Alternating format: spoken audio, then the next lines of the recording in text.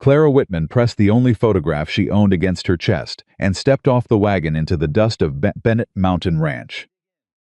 She had not eaten in 2 days. She did not let it show. The ranch hands stared. One of them laughed. Cole Bennett stood at the fence, arms crossed, eyes cold as a November creek. "Turn around," he said. "We don't take in strays." Clara looked at him without flinching. "I'm not a stray. I'm the woman who's going to keep this ranch from dying. If you're watching from your city, drop it in the comments. I want to see how far this story travels. And if you believe a woman like Clara deserved better, subscribe and stay until the very last word. This story is just getting started. The summer of 1884 came to Bennett Mountain like a warning nobody wanted to read. The grass along the upper pasture had gone the color of straw 3 weeks ahead of schedule. The creek that ran behind the cattle barn, the one Cole Bennett's father had called the ranch's heartbeat, had dropped so low a man could cross it in 2 strides without wetting his boots above the ankle. 6 of the ranch's best working horses had been sold off in May to cover a debt that shouldn't have existed. And Hank Pruitt, the foreman Cole had trusted for 11 years, had given his notice on a Tuesday morning without looking Cole in the eye once. Cole Bennett was 38 years old, and he had never once asked another living soul for help. He wasn't about to start now. He was mending fence wire along the east boundary when the wagon came up the mountain road. He heard it before he saw it, the slow groan of old wheels on dry dirt. A horse that had been pushed too hard for too many miles. Cole didn't stop what he was doing. Wagons came up from Millhaven twice a week carrying supplies.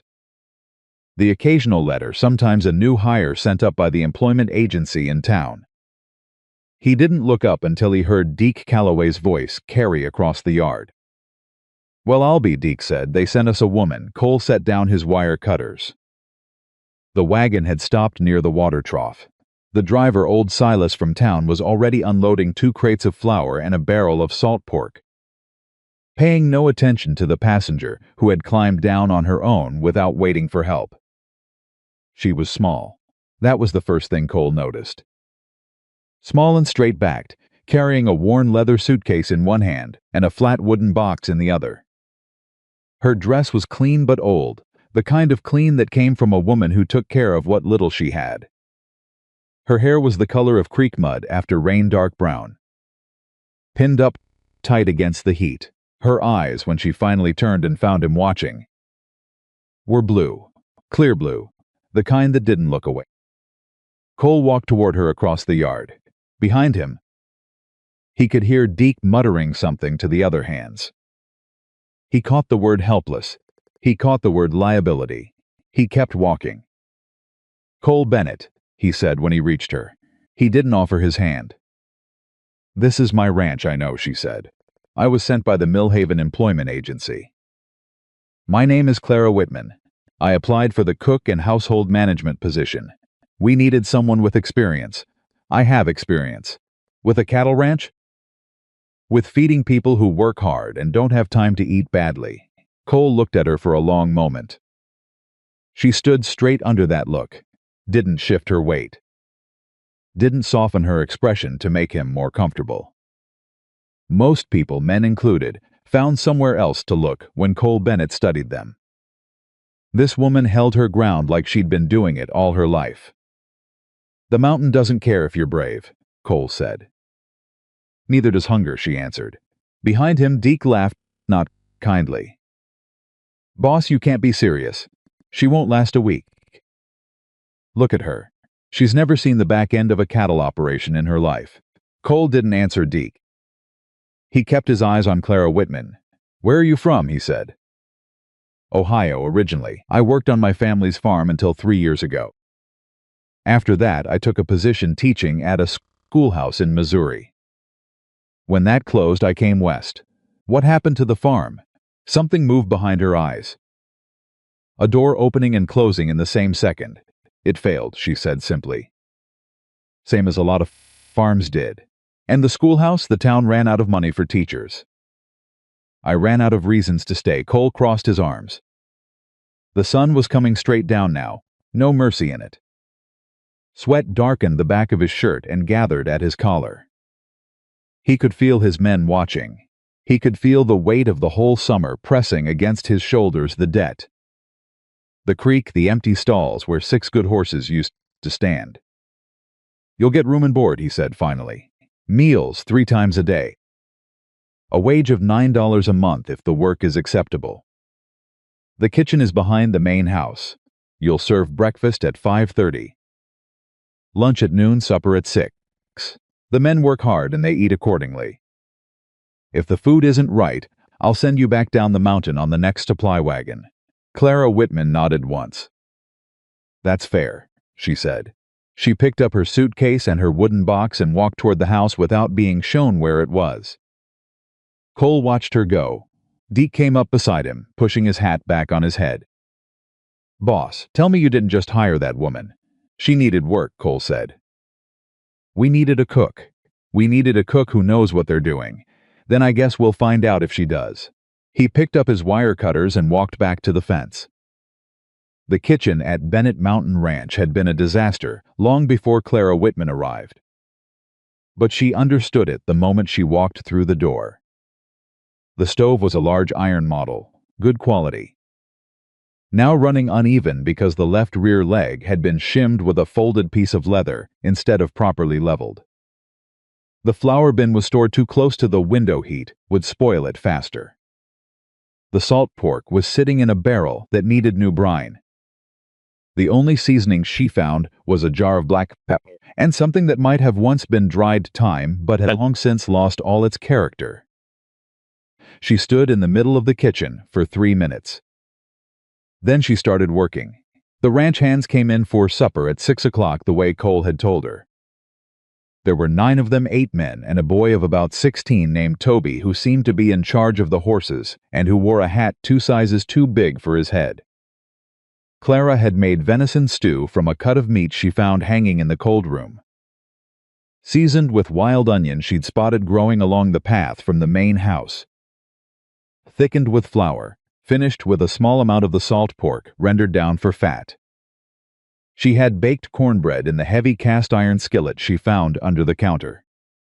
She had made coffee that was actually coffee and not the gray, exhausted water the men had apparently been drinking for months. They came in loud and went quiet almost immediately. She watched them from the kitchen doorway. They weren't silent because the food was extraordinary. It wasn't, not yet she'd had 20 minutes in unfamiliar tools. They were silent because they had forgotten what a meal that someone had actually thought about tasted like. Toby, the youngest, looked up at her with wide eyes and said, "Ma'am, this tastes like my mother used to make." "That's the highest compliment I know," Clara said. Deke Calloway ate his entire bowl without speaking. Which she was already learning was his version of approval, even when his mouth said something different. Cole Bennett sat at the head of the table. He ate steadily, deliberately, the way a man eats when he's too tired and too hungry to perform anything. When he was done, he set his fork down and looked at her. He didn't say anything for a moment. Then, "Thank you," she said. "Don't let it go to your head.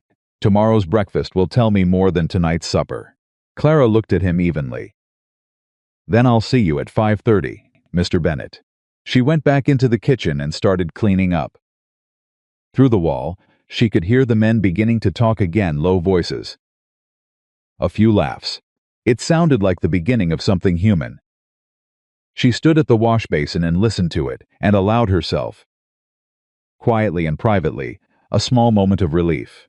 She had not known if she would have a job at the end of this day. Now she thought she might.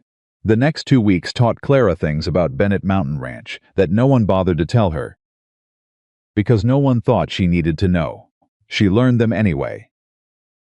She learned that the ranch ran on a debt that had been accumulating for 2 years. Since the winter that killed 40 head of cattle and sent the price of beef down at the same time. She learned this by listening, by being quiet while the men talked.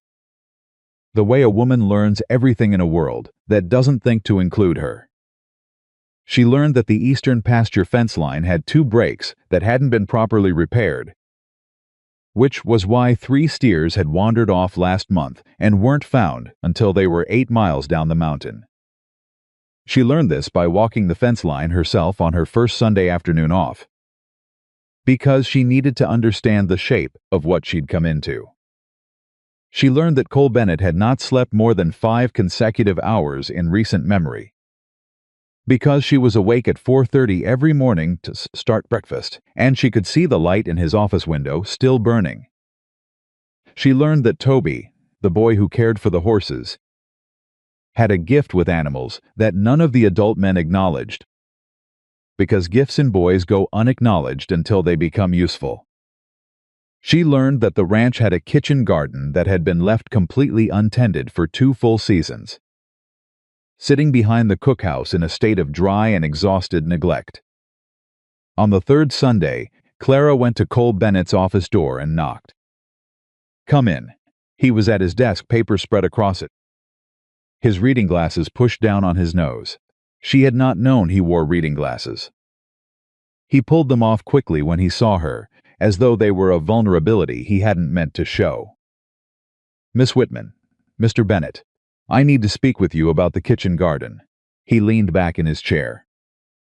"What about it?" "It hasn't been touched in 2 years, from what I can see. If I could have Toby's help 3 mornings a week early, before his regular work, I believe we could have it producing by late summer. Squash, beans, turnip, some root vegetables. I can reduce the supply order from Millhaven by 30% if I have a working garden." Cole studied her. "Toby has responsibilities. 3 mornings a week, 2 hours each. He'd still complete all his regular duties." "I've already asked him. He's willing." "You've already asked him. I didn't want to waste your time bringing you a proposal without knowing if it was feasible." Cole's jaw moved slightly. She couldn't tell if it was irritation or something else. 30%, he said. Conservatively, possibly more. He looked down at his papers. Then he looked back up at her. "Fine," he said. 3 mornings, thank you," Clara said. She turned to leave. "Miss Whitman," she stopped.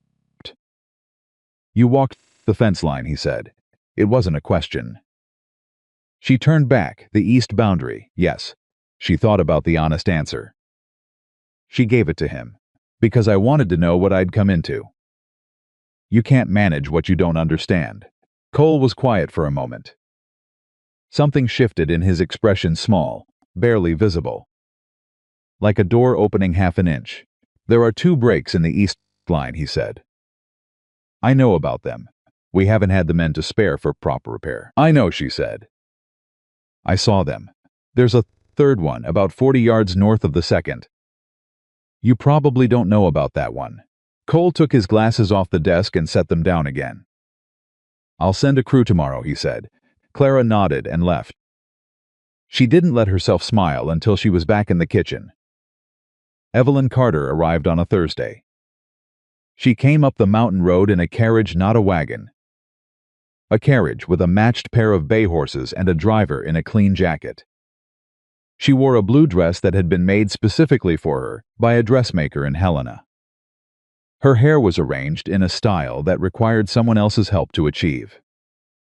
She was 24 years old, and she was the daughter of Gerald Carter, who owned the Millhaven Savings and Trust and held the paper on Cole Bennett's ranch debt. Clara watched her arrive from the kitchen window. She had heard the name Carter 3 times in her 2 weeks on the ranch, always in a tone that sounded like a headache that wouldn't resolve. Cole came out of the barn when he heard the carriage. He was in his work clothes, no jacket, sleeves rolled up. He stopped when he saw who it was, and his whole body did something that Clara had already learned to read. It went still. The particular stillness of a man who is choosing very carefully what expression to put on his face. "Evelyn," he said. "Cole." She descended from the carriage with her driver's assistance, smoothing her skirt. "I was in the area with my father. He sent his regards." "That's thoughtful. He also wanted me to mention entirely informally, of course, that the quarterly payment on the ranch account is due in 6 weeks." Cole's expression didn't change. I'm aware. Evelyn glanced around the yard. Her eyes moved across the cookhouse, the barn, the fence line, and came to rest on the kitchen window where Clara was standing. Clara did not move away. Evelyn looked at her for a moment with an expression that was very practiced in its pleasantness.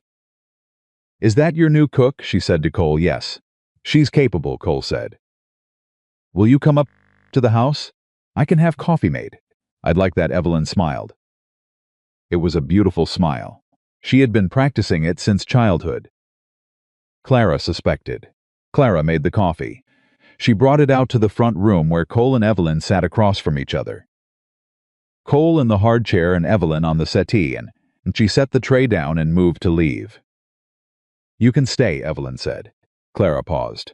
Evelyn was looking at her with that practiced smile. I'd like company. Cole is terrible at conversation, as I'm sure you've discovered. I have work, Clara said. It can wait. Evelyn patted the settee beside her. Sit with us. Tell me about yourself. Where did you come from? What's your family? Clara understood exactly what was happening. She sat down. Ohio. Originally, she said. My family farmed there. Farmed. Evelyn repeated the word with a slight softening that made it sound like something she'd found on the bottom of her shoe. And before this position, what did you do? I taught school in Missouri. Evelyn lifted her cup.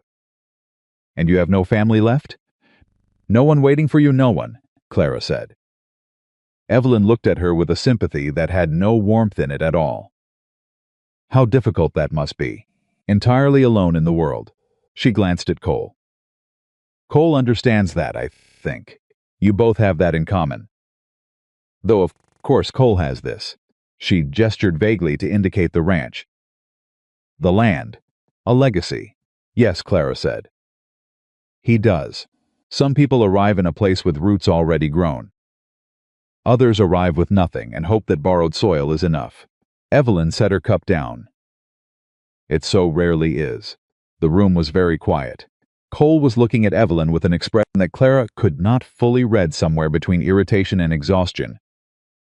The look of a man who had heard a particular kind of music for so long he'd forgotten he was allowed to stop listening to it.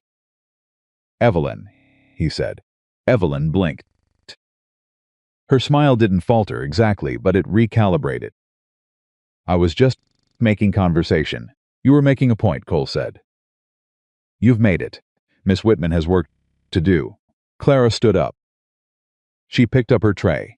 Evelyn looked up at her as she left. And for just one moment, the practiced smile fell away. What was underneath it was not ugliness exactly, it was fear.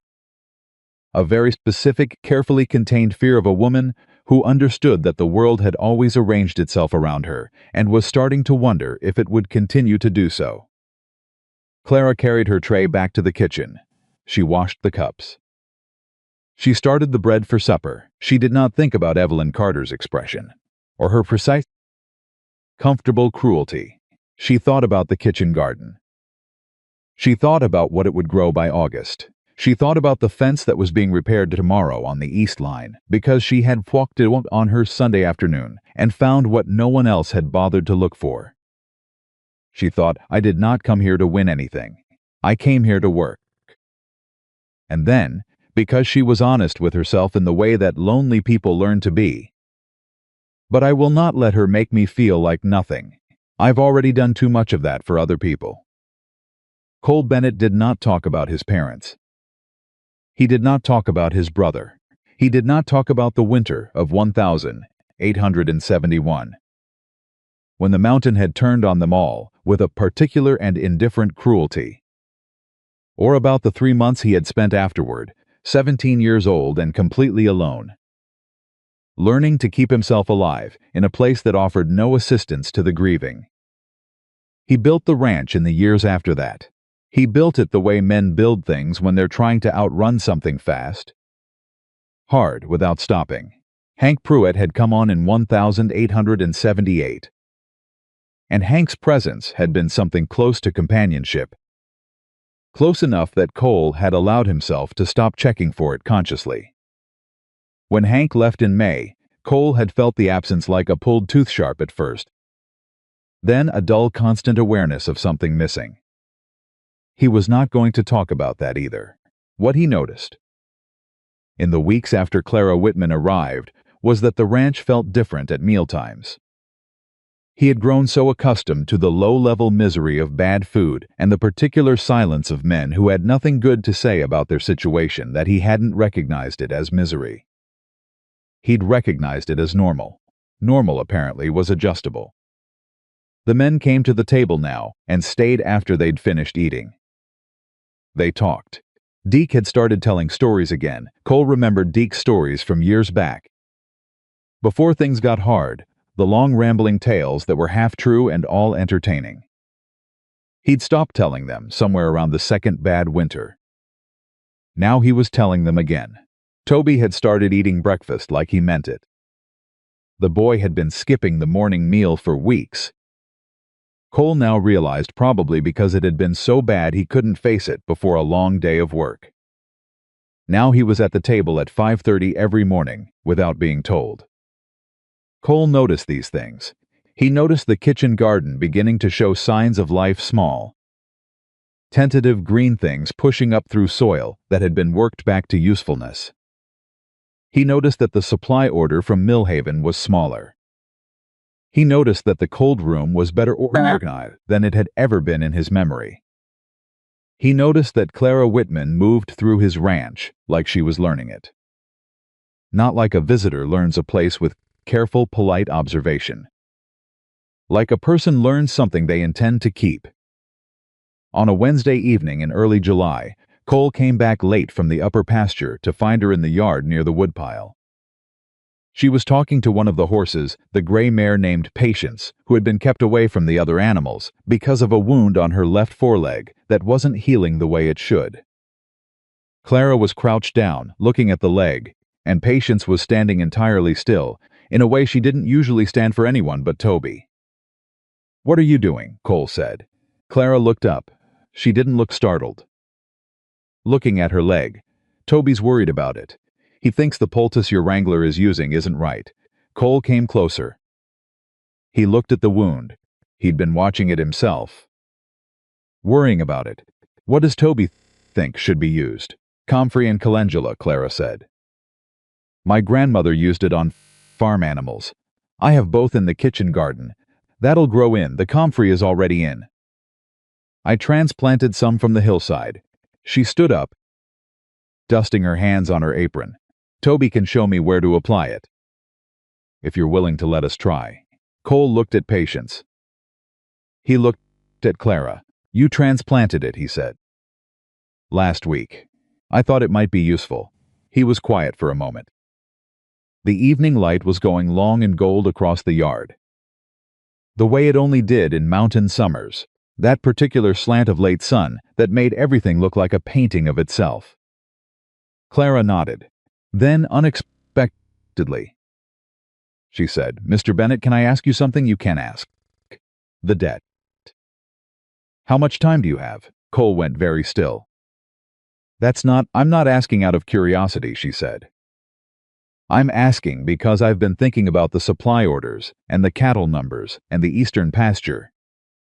And I think there are things that could be changed. If I understood the full shape of it, I might be more useful." Nobody talked to Cole about the debt. He'd made certain of that, made it clear with his silence and his posture and the specific way he refused to discuss it, that the ranch's financial trouble was not a matter for general conversation. Clara Whitman was looking at him with those clear blue eyes and asking him like it was a reasonable question. Because he realized it was a reasonable question. 6 weeks, he said. The quarterly payment. He stopped. "After that it gets worse," she said. Yes, she was quiet for a moment. Then, "All right, I'll need to know the payment amount." "Why?" "Because I'm working on a plan for the supply orders, and I needed to know how much money we have to work with." Cole stared at her. "You're working on a plan?" "Yes, you've been here 3 weeks. I've been paying attention for 3 weeks," she said. That's usually enough to start. He should have told her it wasn't her place. He knew that. He could feel the words there, available. He didn't say them. "Come to the office," he said instead. I'll show you the books. Clara Whitman followed him across the yard toward the ranch house. The evening light going gold around them both, Patience watching them go with her large dark eyes and her wounded leg, and whatever private understanding horses have of the people who pay attention to them. Inside the office, Cole sat down across from a woman he had hired, expecting her to last a week. He opened his ledger, and for the first time in 2 years, he let someone else look at the full and honest shape of what he was carrying. He didn't know why. He only knew that it felt very strangely, like setting something down. That night, long after the supper dishes were done, and the ranch had gone quiet, and the stars had come out over the mountain in their summer abundance, Clara sat at the kitchen table with Cole's ledger numbers in her head and her wooden recipe box open beside her. The box had been her mother's. It contained, in her mother's careful handwriting, about 60 recipes on small paper cards. It also contained, in the bottom drawer, that people who didn't know the box existed would never look for, a small folded letter and a photograph. The letter was from the bank that had taken her family's farm. The photograph was of her mother and father, standing in front of the farmhouse on a summer day that looked exactly like this one long light. The particular gold of late July, everything at its most alive before it began the long descent toward autumn and cold. Clara looked at the photograph for a moment. Then she put it away. She got out a piece of paper and began to write numbers. Supply reductions from the garden. Reduction in waste from better food management. The dried venison she'd been preparing to extend the meat supply through the summer. The wild herbs and roots she'd been gathering on her Sunday walks. The small economies that added up, if you were paying attention, to something that mattered. She wrote for an hour. At the end of it, she had a document that showed, conservatively, how the ranch's monthly operating costs could be reduced by nearly 17% without cutting any of the men's wages or compromising the cattle operation. 17% wasn't the whole solution, but it was a beginning. She folded the paper carefully and set it on top of her recipe box. Tomorrow, she would bring it to Cole Bennett. Tonight, she sat in the quiet kitchen of a mountain ranch that she had been living in for 3 weeks. Looking out the small window at a sky full of stars she didn't know the names of yet. In a place she had arrived with one suitcase and a wooden box and nothing else. She was not nothing. She had never been nothing. She was just a woman who had not yet been seen by anyone who knew how to look. She was starting to think that might be about to change. Cole Bennett read Clara's numbers twice. The first time, he read them the way he read everything that's fast. Looking for the error, the place where the logic broke down and revealed itself as wishful thinking. He'd been handed wishful thinking before. Gerald Carter had given him a restructuring proposal 18 months ago that had looked like a lifeline on paper and turned into a noose by the following spring. He didn't trust numbers that looked too good. The second time, he read slowly. He checked each line against what he knew the supply orders, the cold room inventory, the cattle count, the wage ledger. He moved his finger down the page the way his father had taught him to read a document. Every word earning its place before you move to the next one. When he finished the second reading, he set the paper down on his desk. Clara was standing on the other side of it, waiting. She wasn't fidgeting. She wasn't watching his face for signs of approval the way most people did when they handed him something they wanted him to accept. She was just standing, patient and straight, like someone who had already done her work and understood that the outcome was now his to decide. 17%, he said. Conservatively, she said. Possibly 22, if the garden produces at the rate I expect. You've been here 3 weeks. I'm aware of that. How did you? He stopped. Started again, the dried venison. You've been doing that on your own time? Sunday afternoons. Toby showed me where the deer come down to the lower creek in the morning. I've been setting up before sunrise. Cole looked at her. You've been hunting.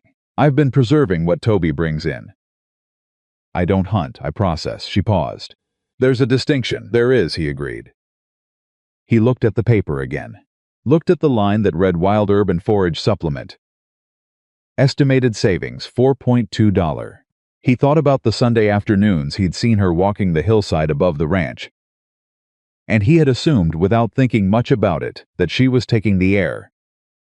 The way women were supposed to want to take the air. She hadn't been taking the air. She'd been working. "I need to think about this," he said. "Of course," Clara said. She moved toward the door. "Miss Whitman," she stopped. "This is good work," Cole said. The words came out stiff, the way they always did when he said something he hadn't planned to say. "I want you to know I recognize that." Clara turned and looked at him. Something in her face went very quiet and very still, not the stillness of indifference, but the stillness of a person who has received something they didn't expect and is taking care not to drop it. "Thank you," she said.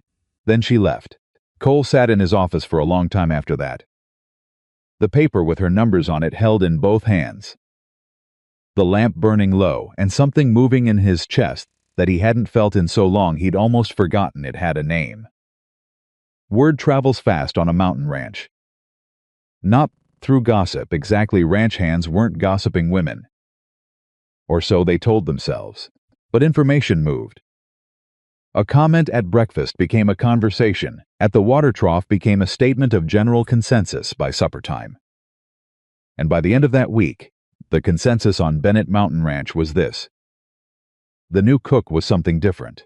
Deke Calloway was the last holdout, which surprised no one who knew Deke. He was 54 years old, had worked cattle ranches in 3 territories, and had formed opinions about most things before Clara Whitman was born. His opinion about women on working ranches was not complicated. They were fine in the house and a disruption everywhere else. He revised this opinion on a Tuesday morning in the second week of July. He'd gone to the barn before breakfast. Something had been worrying one of the steers overnight. A low, restless sound that Deke had heard through his bunkhouse window. When he got there, Clara was already inside. She wasn't supposed to be in the barn. That wasn't her territory. She was crouched down next to the steer, a large, bad-tempered animal named Luther, who had kicked 2 different men in the past year, with one hand flat against his side, and the other holding a small tin that smelled of something medicinal.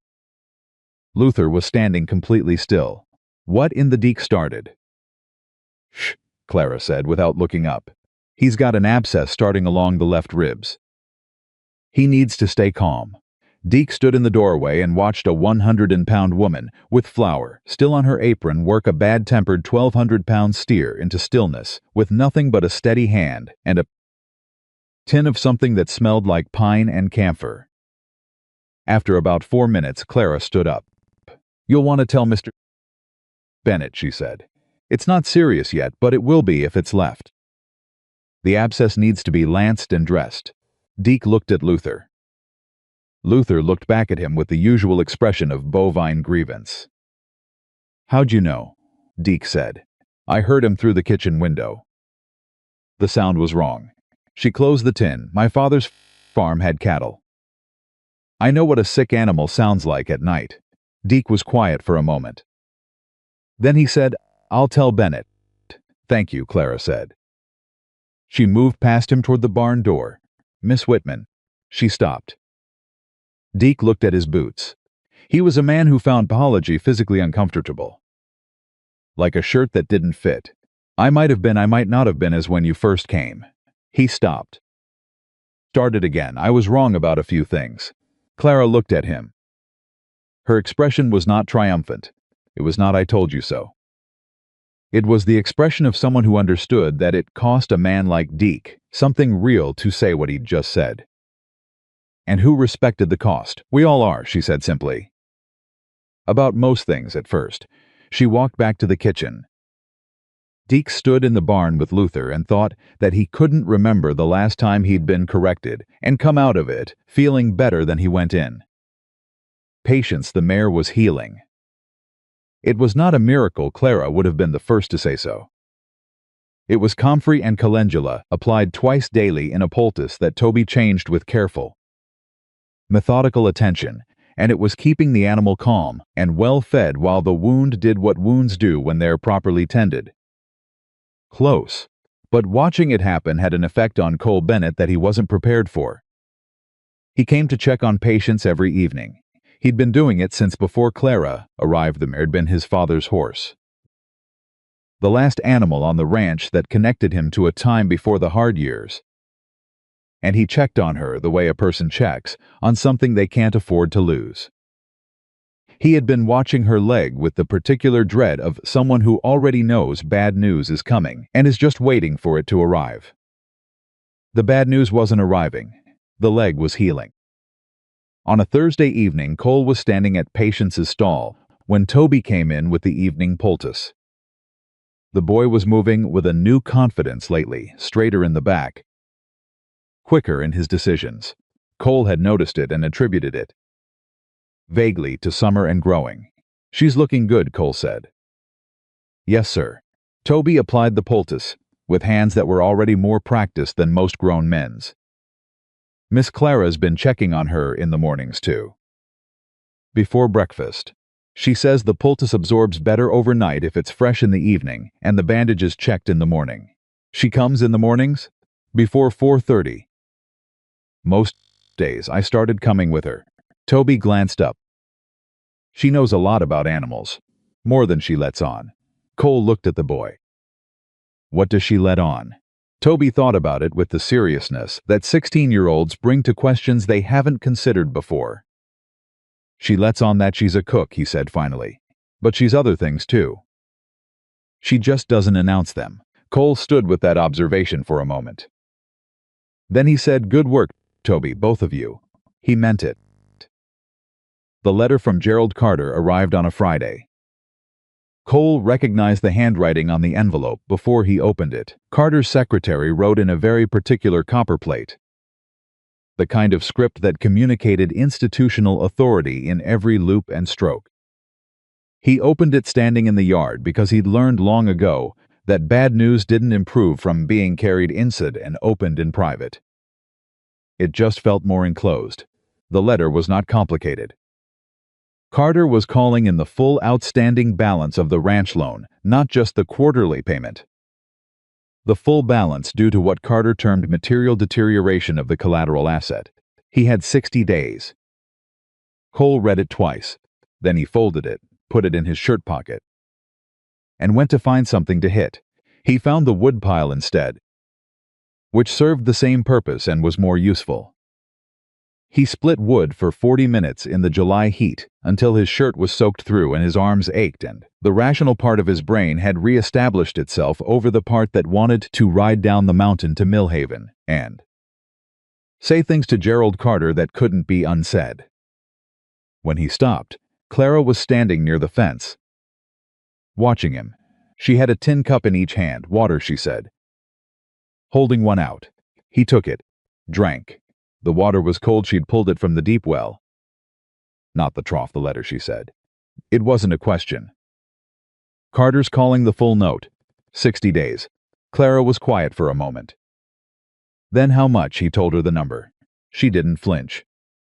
She didn't make the sympathetic sound that he had learned to dread from people who felt bad for him, that small intake of breath that meant this is worse than I thought, and I'm glad it isn't me. She just absorbed the number and looked at him steadily. Then we have 59 days to change the situation, she said. There's no changing it. Carter wants the land. He's wanted it for 2 years. This is just him deciding he's been patient enough. Why does he want it? Cole looked at her. What? Why does Carter want this specific land? There are a dozen failed ranches in this territory. Why yours? Cole hadn't thought about it in exactly those terms. He'd accepted Carter's pressure as a feature of debt, the natural behavior of a man owed money. It's good land, he said. Good water access. He stopped. Clara was watching him. The creek, he said again. More slowly. What's upstream, she said. Cole set his cup down on the fence post. His mind was moving fast now, connecting things that had been sitting separately in his memory for months. Carter's increased pressure starting in the spring.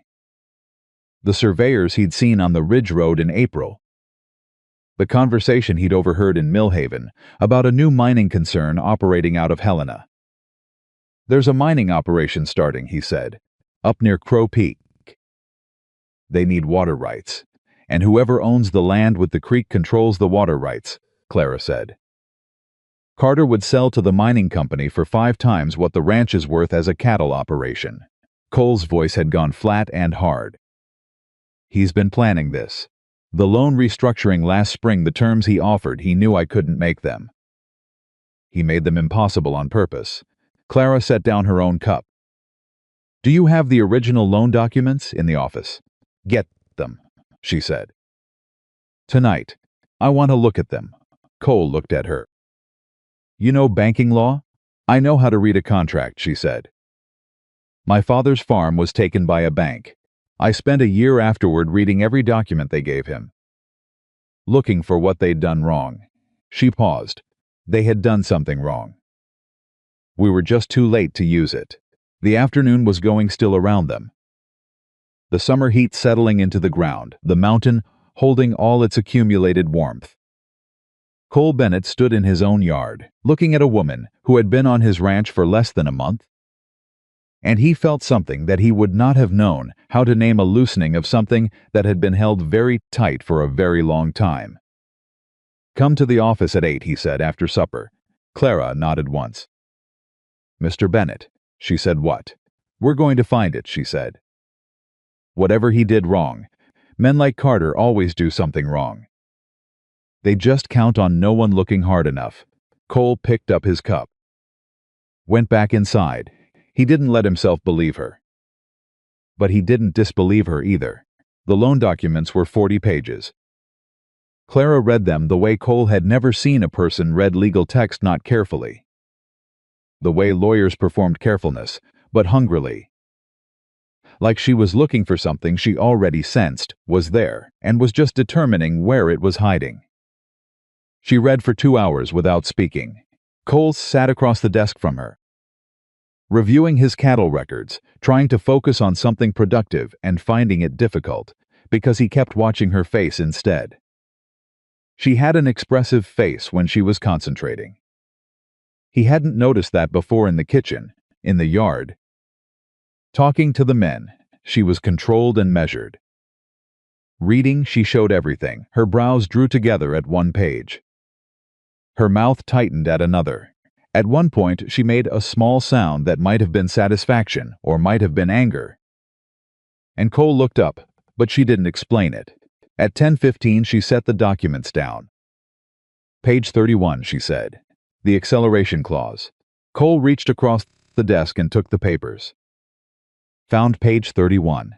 "The clause requires written notice of default 30 days before the bank can accelerate the loan," she said. "Carter's letter calls for full repayment in 60 days. But I can't find any record of a prior written notice of default in these documents." "Did you receive one?" Cole thought back.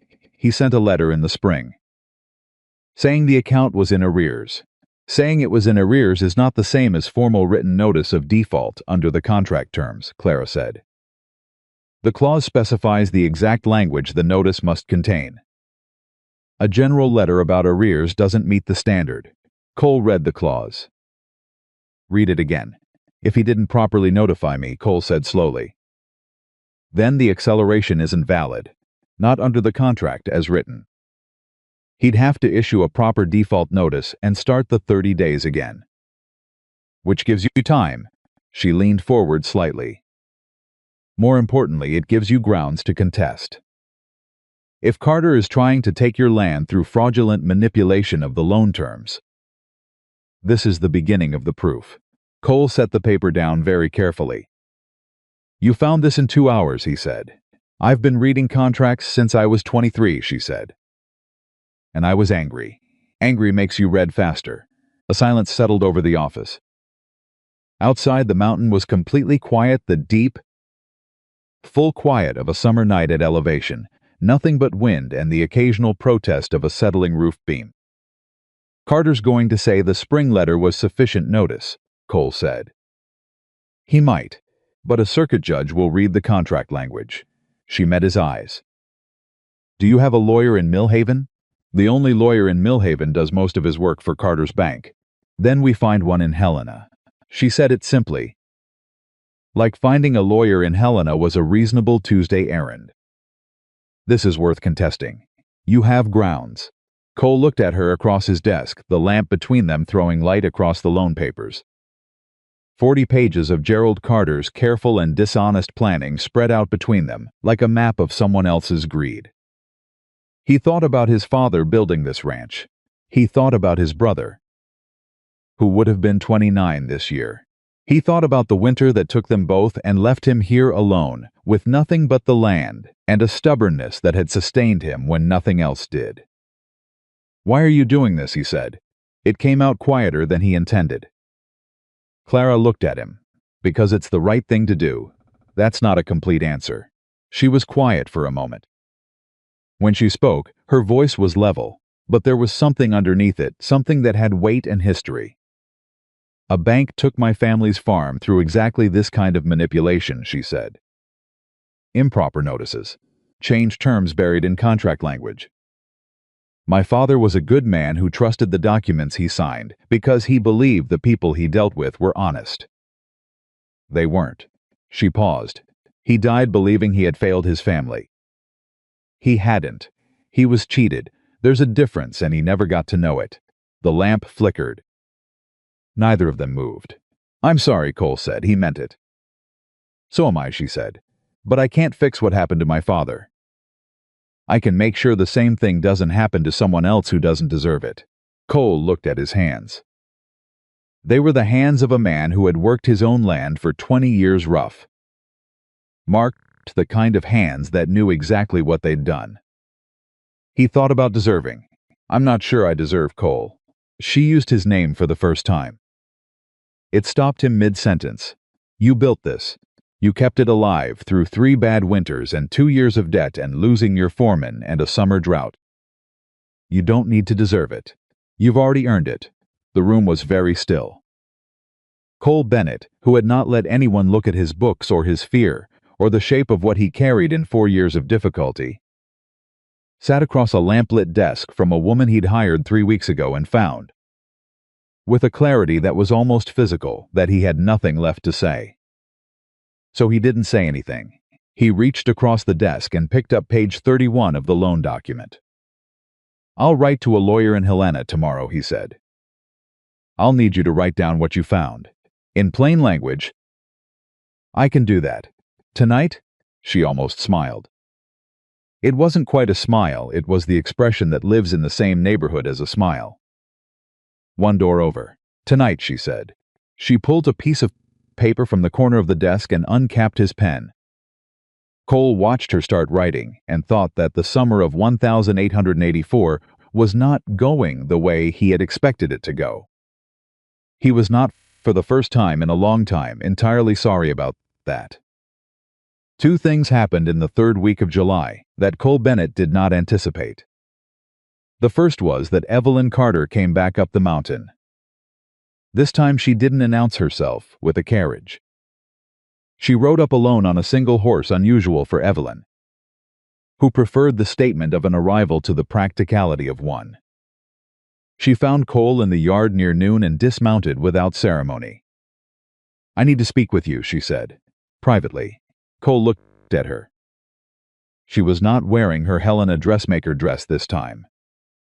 She was in riding clothes, and her hair was less precisely arranged than usual. And there was something in her face that was different from any expression he'd seen on her before. She looked, he realized, genuinely worried. Come inside, he said. He didn't fetch Clara. He took Evelyn into the front room and stood by the window and waited. My father sent the acceleration letter, Evelyn said. Without preamble, I know. Cole, I didn't know he was going to do it. I want you to understand that. Did you know about the mining company? A pause. Longer than it should have been. I heard things. I didn't understand what they meant until recently, Evelyn. He told me he was helping you. That calling the note was giving you an incentive to find other financing before the ranch deteriorated further. She pressed her lips together. I believed him. I shouldn't have. I know that. Cole looked at her for a long time. Evelyn Carter, 24 years old, who had been positioned like a chess piece between her father's ambitions and Cole's struggling ranch since she was old enough to be positioned. He had never been cruel to her. He had never been particularly kind. Either not the way she'd wanted. "Why are you telling me this?" he said. "Because he's wrong," she said. "What he's doing is wrong. And I can't be someone who knew and said nothing." She met his eyes. And it cost her something real. He could see the cost in the set of her jaw. "You deserve to know what you're dealing with." "I already know," Cole said. "I found the contract issue." Evelyn blinked. The default notice. Carter didn't follow the contract terms. Cole watched her face as she absorbed this. "My cook found it." "Your Clara Whitman found it?" "She did." Something moved through Evelyn's expression that was complicated and layered surprise. And underneath the surprise, a reassessment. And underneath the reassessment, something that might have been. To her credit, respect. "She's more than a cook," Evelyn said. It wasn't an accusation. "Yes," Cole said. "She is." Evelyn stood for a moment longer, then she said, "There's something else. My father, he's been speaking to the county recorder's office. About the water rights documentation on the creek." She paused. "Cole, you need to check your original land grant. The language on the water rights. I don't know what he found. But he's been very satisfied about something in those records, and I don't think it's honest." Cole went still. "Thank you," he said. Evelyn nodded. She looked like a woman who had done something frightening and was discovering that the other side of it was not as terrible as the approach had been. She left without saying goodbye to anyone else. Cole stood in the front room for 30 seconds after she was gone. Then he went to find Clara. She was in the kitchen garden. He found her on her knees in the dirt, thinning the bean seedlings with a focus that blocked out everything around her. Toby was nearby, working the next row. The afternoon was at its peak heat. The kind of direct mountain summer heat that has no apology in it. "Clara." She looked up. He never used her first name. He had used it exactly once in the office and regretted it in the daylight, or told himself he had. "The water rights on the creek," he said. "I need to look at the original land grant." She was on her feet before he finished the sentence. "Show me," she said. They went to the office together. Toby watching after them with wide eyes from the garden. The land grant was in the bottom drawer of the filing cabinet, a large folded document. Original government issue from 1869, the year his father had filed the claim. Cole spread it across the desk. Clara read it. Her face did the thing it did when she read documents that mattered, the focused stillness. The brows drawing slightly together. After 6 minutes, she put her finger on a line near the bottom of the second page. "Here," she said, "the water rights language. It grants riparian rights to read this." Cole read it. "To the Bennett family ranch and its assigns," he said slowly. "Subject to prior appropriation doctrine and any subsequently recorded claims." "Subsequently recorded claims," Clara said. "If Carter has gotten to the county recorder's office and had a fraudulent water rights claim recorded against the creek even recently, even improperly, it creates a cloud on your title that would make the land nearly unsellable to anyone except someone who already knows the truth of it. Like a mining company that Carter has a private deal with." Cole looked up from the document. "He's manufacturing a title defect. That's what Evelyn thinks he's doing. And if he has someone at the recorder's office," she stopped. "Cole, you need to get to that office before he completes whatever filing he's working on. And you need to bring the original land grant. The county seat is 18 miles down the mountain. Then you should leave this afternoon," she said. He looked at her. She looked at him. "I can manage the ranch," she said. And her voice was steady and certain, and carried not one single note of drama in it. "Deke is here. Toby is here. The men know their work. Go." Cole folded the land grant. He went. He was gone 2 days. Clara ran the ranch. She did it without announcing that she was doing it. which was the only way it could work if she'd called a meeting and said, "I'm in charge now." Deke would have bristled, and the natural order would have collapsed under its own self-consciousness. Instead, she simply continued, doing what she had doing and expanded the radius slightly. She handled the morning decisions about the cattle rotation with Deke, framing it as asking his opinion until he was giving his opinion freely, and she was quietly organizing what he said into workable instructions. She had Toby check the fence lines in the afternoon. She sorted the supply delivery that came up from Millhaven on the second morning and identified a short shipment on the salt pork. She sent the driver back with a written note that was polite in phrasing and entirely clear in expectation. On the second evening, one of the men, Harlan, who was 40 and quiet and had worked the ranch for 6 years, came to her after supper. "Ma'am," he said, standing in the kitchen doorway with his hat in his hands. Luther's restless again. She dried her hands and went to the barn. Luther was not having another abscess. Luther was having a reaction to something he'd eaten in the upper pasture grass that had gone rank in the heat. Cole had mentioned it as a possibility in early July, and she'd filed it. She spent an hour with the steer, walking him slowly in the barn alley, giving him a drench of activated charcoal she'd prepared based on her grandmother's livestock notes. Watching him. By the time Luther was settled, 4 of the other men had come to stand in the barn doorway. Not to help, exactly, just to watch. Harlan was among them. "Where'd you learn that?" he said. "My grandmother," Clara said. She had a saying, "The animals will tell you what they need. You just have to stop making noise long enough to hear it." Harlan turned his hat in his hands. "My grandmother said the same thing about children. Your grandmother was a wise woman." "She was." He paused. "So are you, ma'am, if you don't mind my saying." Clara looked at the group of men standing in her lamplight rough. Weathered, practical men who had spent 3 weeks deciding what to make of her, and had apparently made their decision. "I don't mind at all," she said. She went back to kitchen and stood at the sink and let herself feel what she was feeling, a warmth in the chest that she hadn't felt in a long time. Not triumph. Something quieter than that. Something that felt like belonging. She was not careful enough in that moment to guard against it. Cole came back on the third morning. Before breakfast, he came into the kitchen before he'd even put his horse away, which told Clara everything she needed to know about what he'd found. His face was controlled, but his eyes were doing what his face wouldn't, bright with something that was either relief or fury, or both in equal measure. "He filed it," Cole said. "Carter.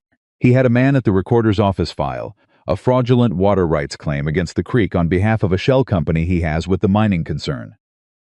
Dated 3 weeks ago, before he sent the acceleration letter," Clara said. She set down the skillet. "Before. He created the title problem and then immediately used it as justification for calling the loan. If I'd gone in there without knowing what to look for," he stopped.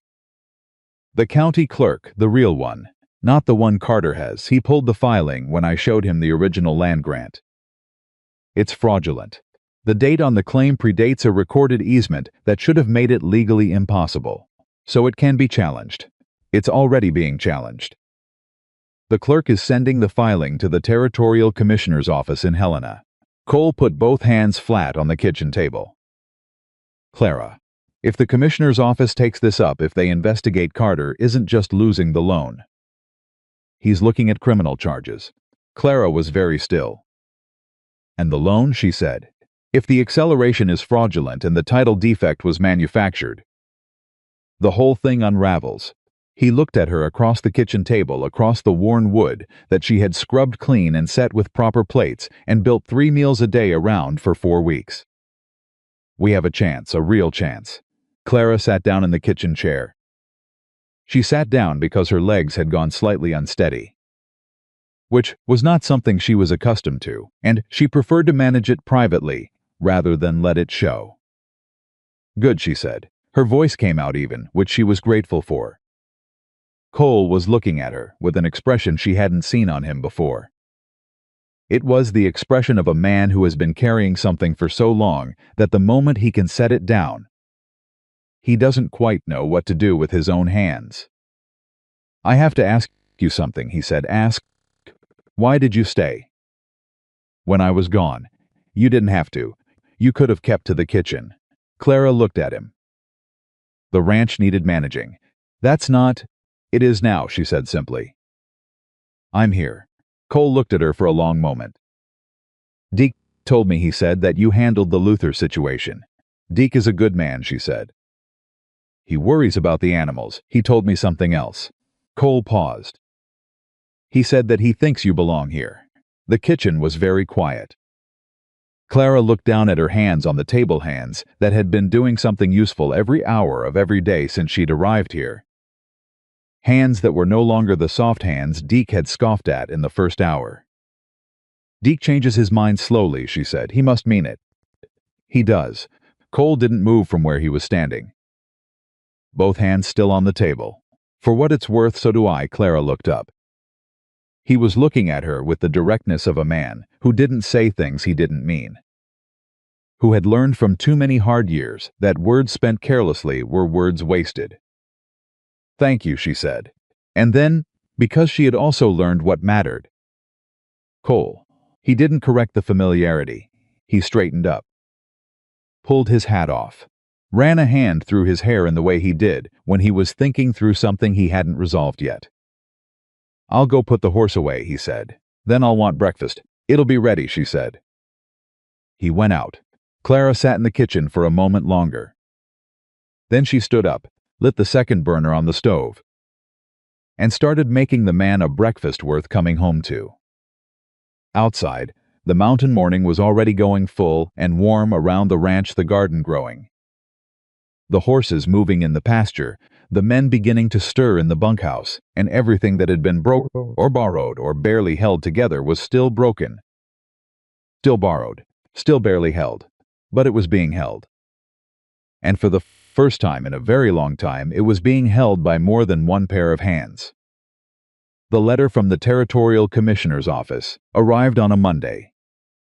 Cole read it at the breakfast table, which was not his habit. He took his mail to the office. Always kept his business separate from the meal, the way his father had taught him. But the envelope had come marked urgent in red ink. And Silas had pressed it into his hand the moment the supply wagon stopped. And Cole had opened it standing in the yard before he'd thought about what he was doing. He read it twice. Then he walked into the kitchen. Clara was at the stove. She turned when she heard him come in and read his face before he said a word. Good news or bad, she said. The commissioner's office is sending an investigator, Cole said. They're taking up the water rights fraud. He set the letter on the counter beside her. They want documentation, the original land grant, the fraudulent filing, the loan documents, the correspondence from Carter. Everything. Clara dried her hands and picked up the letter. She read it with the same focused attention she brought to every document, fast. Thorough, nothing missed. They want it in Helena by the end of the month, she said. That's 3 weeks. That's enough time. She set the letter down. We need to make copies of everything before we send the originals. In case they're lost, or she stopped. In case someone gets to them, Cole said flatly. Yes. He looked at her. You think Carter has reach into the commissioner's office? I think Gerald Carter has spent 20 years building reach into every office that matters to him, she said. I think we should assume he knows about the investigation already. And I think we should be careful. Cole picked up his coffee cup. Put it down without drinking. There's something else, he said. The investigator's name is in the letter, Garrett Hale. He'll arrive in Millhaven by the 22nd. Do you know him? I know of him. He handled the land fraud case in Billings 3 years ago. Sent 2 county officials to federal prison. Cole paused. He's not someone Carter can buy. Clara looked at him. Then we give Hale everything he needs, she said. And we make sure it's bulletproof before it leaves this ranch. Cole nodded. He picked up his coffee again. This time he drank it. I'll start making copies this evening, Clara said. Already moving back toward the stove after supper, "I'll help," he said. She glanced at him over her shoulder. He was not a man who offered help easily. She understood that about him, now understood that for Cole Bennett, offering to help with something was the equivalent of another man delivering a speech. It cost him something. He did it anyway. "All right," she said. After supper, the copies took 4 evenings.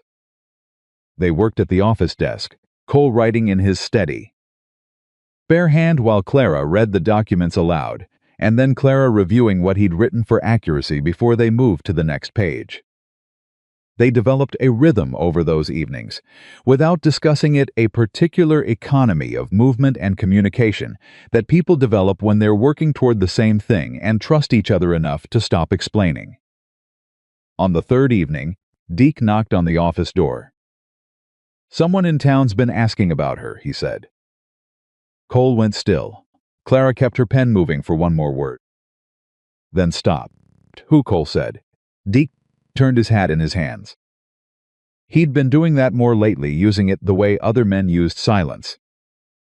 A physical substitute for words he was still finding. "Fella I don't recognize. Silas mentioned it when he came up today. Said a man at the saloon in Millhaven was asking whether there was a woman named Clara Whitman working up at Bennett's ranch." "What kind of questions?" Clara said. Her voice was level. Cole looked at her and saw that her hands had gone still on the paper. But her face had not changed, asking if she'd come from Missouri. If she'd had any trouble before she came west. Deke paused. Silas said the fellow was buying drinks for anyone who'd talk. The office was quiet. Cole said, "What did Silas tell him?" "Nothing worth having." "Silas is loyal." Deke looked at Clara directly, which was something he'd started doing only in the past week. "Ma'am, is there something we should know?" Clara set her pen down very precisely. She aligned it with the edge of the paper. She did this the way a person does something small and careful when they're deciding something large and consequential. "There's nothing I'm ashamed of," she said, "but there may be things that sound worse than they are.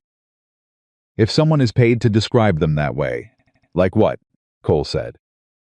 She looked at him. She had the expression of a person who has been carrying something they expected to carry alone, and is now standing at the point where carrying it alone is no longer possible. "When the farm failed," she said, "my father had debts. The bank took the land, but there were other creditors, men he'd borrowed from privately. Before the bank. When he died, those debts technically, legally transferred to me as next of kin." She paused. "I didn't have the money to pay them. I left Ohio without paying them." Silence. "That's it," Deke said. "The man I owed the most to, a man named Aldous Pruitt, is not the kind of man who lets debts go unpaid. He spent 3 years looking for me." Clara folded her hands on the desk. "If Carter has found Pruitt and pointed him in my direction, Pruitt will say things. He'll say I stole from him. He'll say I fled. None of it will be exactly true. But none of it will be entirely false either, which is the most effective kind of lie." Cole looked at her for a long time. "How much?" he said. $240. He reached into his desk drawer. "Cole, how much?" he said again. "You are not Clara."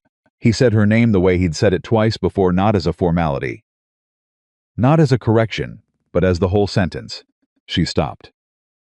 "How much?" $240, she said quietly. He counted out the money from the drawer and set it on the desk between them. "Send it to Pruitt," he said. "Tomorrow with Silas. Include a letter from me on ranch letterhead. Make it official. Cole. This is your money. This is ranch money. You've saved this ranch more than $240 in the last month," he said.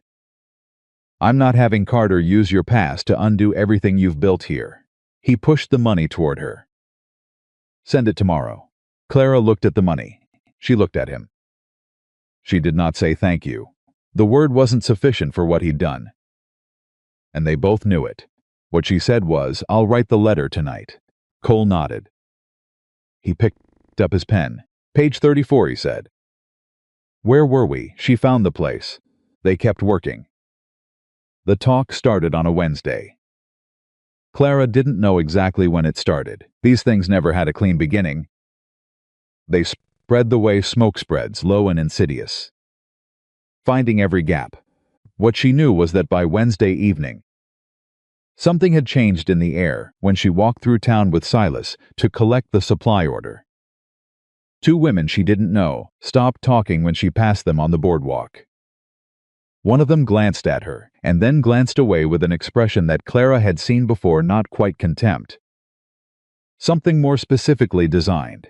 The look of a person who has received a piece of information they enjoy having. She collected the supplies. She rode back up the mountain with Silas. She said nothing. By Thursday morning, Deke had heard it from a man he knew at the feed store.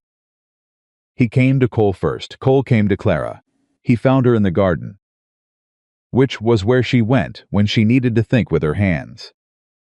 She was harvesting the first of the green beans early, smaller than ideal, but real and good, and proof that neglected soil could come back. "They're saying you fled Ohio owing money and lying about who you are," Cole said. He didn't pace around it. "They're saying you came here under false pretenses and that the family farm story is invented. They're saying—" "What else?" she said, without looking up from the beans. "They're saying you were involved with a married man in Missouri. That's why you left the schoolhouse." Clara's hands went still in the bean plants. The morning was very quiet around them. "That is not true," she said. Her voice was completely even, completely controlled. The kind of controlled that takes years to develop. "I know," Cole said. She looked up at him. "Yeah, I know you," he said. And the simplicity of it, 4 words, no qualification, no performance of trust, hit her somewhere she hadn't expected. She stood up. She had dirt on her hands and her apron and probably her face, and she stood in the garden she had built from nothing and looked at a man who had believed her without requiring her to prove it. "Carter's man found Pruitt before the money got there," she said. Not a question. The letter came back. Pruitt had already left Missouri. Cole crossed his arms. "Someone sent him in a different direction, toward Millhaven." "I expect so." Cole's jaw was set in the way it got when he was managing something large and keeping the management invisible. "Hale arrives in 8 days. We need to hold the situation together for 8 days. Can we?" He looked at her directly. "Can you?" She thought about it honestly, not the answer she was supposed to give, but the true one. She thought about her father's face the last time she'd seen it. The specific expression of a man who had decided he was beaten. She thought about 23-year-old Clara Whitman reading 40 pages of bank documents in a farmhouse kitchen. Too late, looking for the thing that would have saved them if anyone had known to look sooner. She thought about being here, on this mountain, in this garden, with these men who had decided she was worth something. "Yes," she said. Pruitt arrived on a Friday.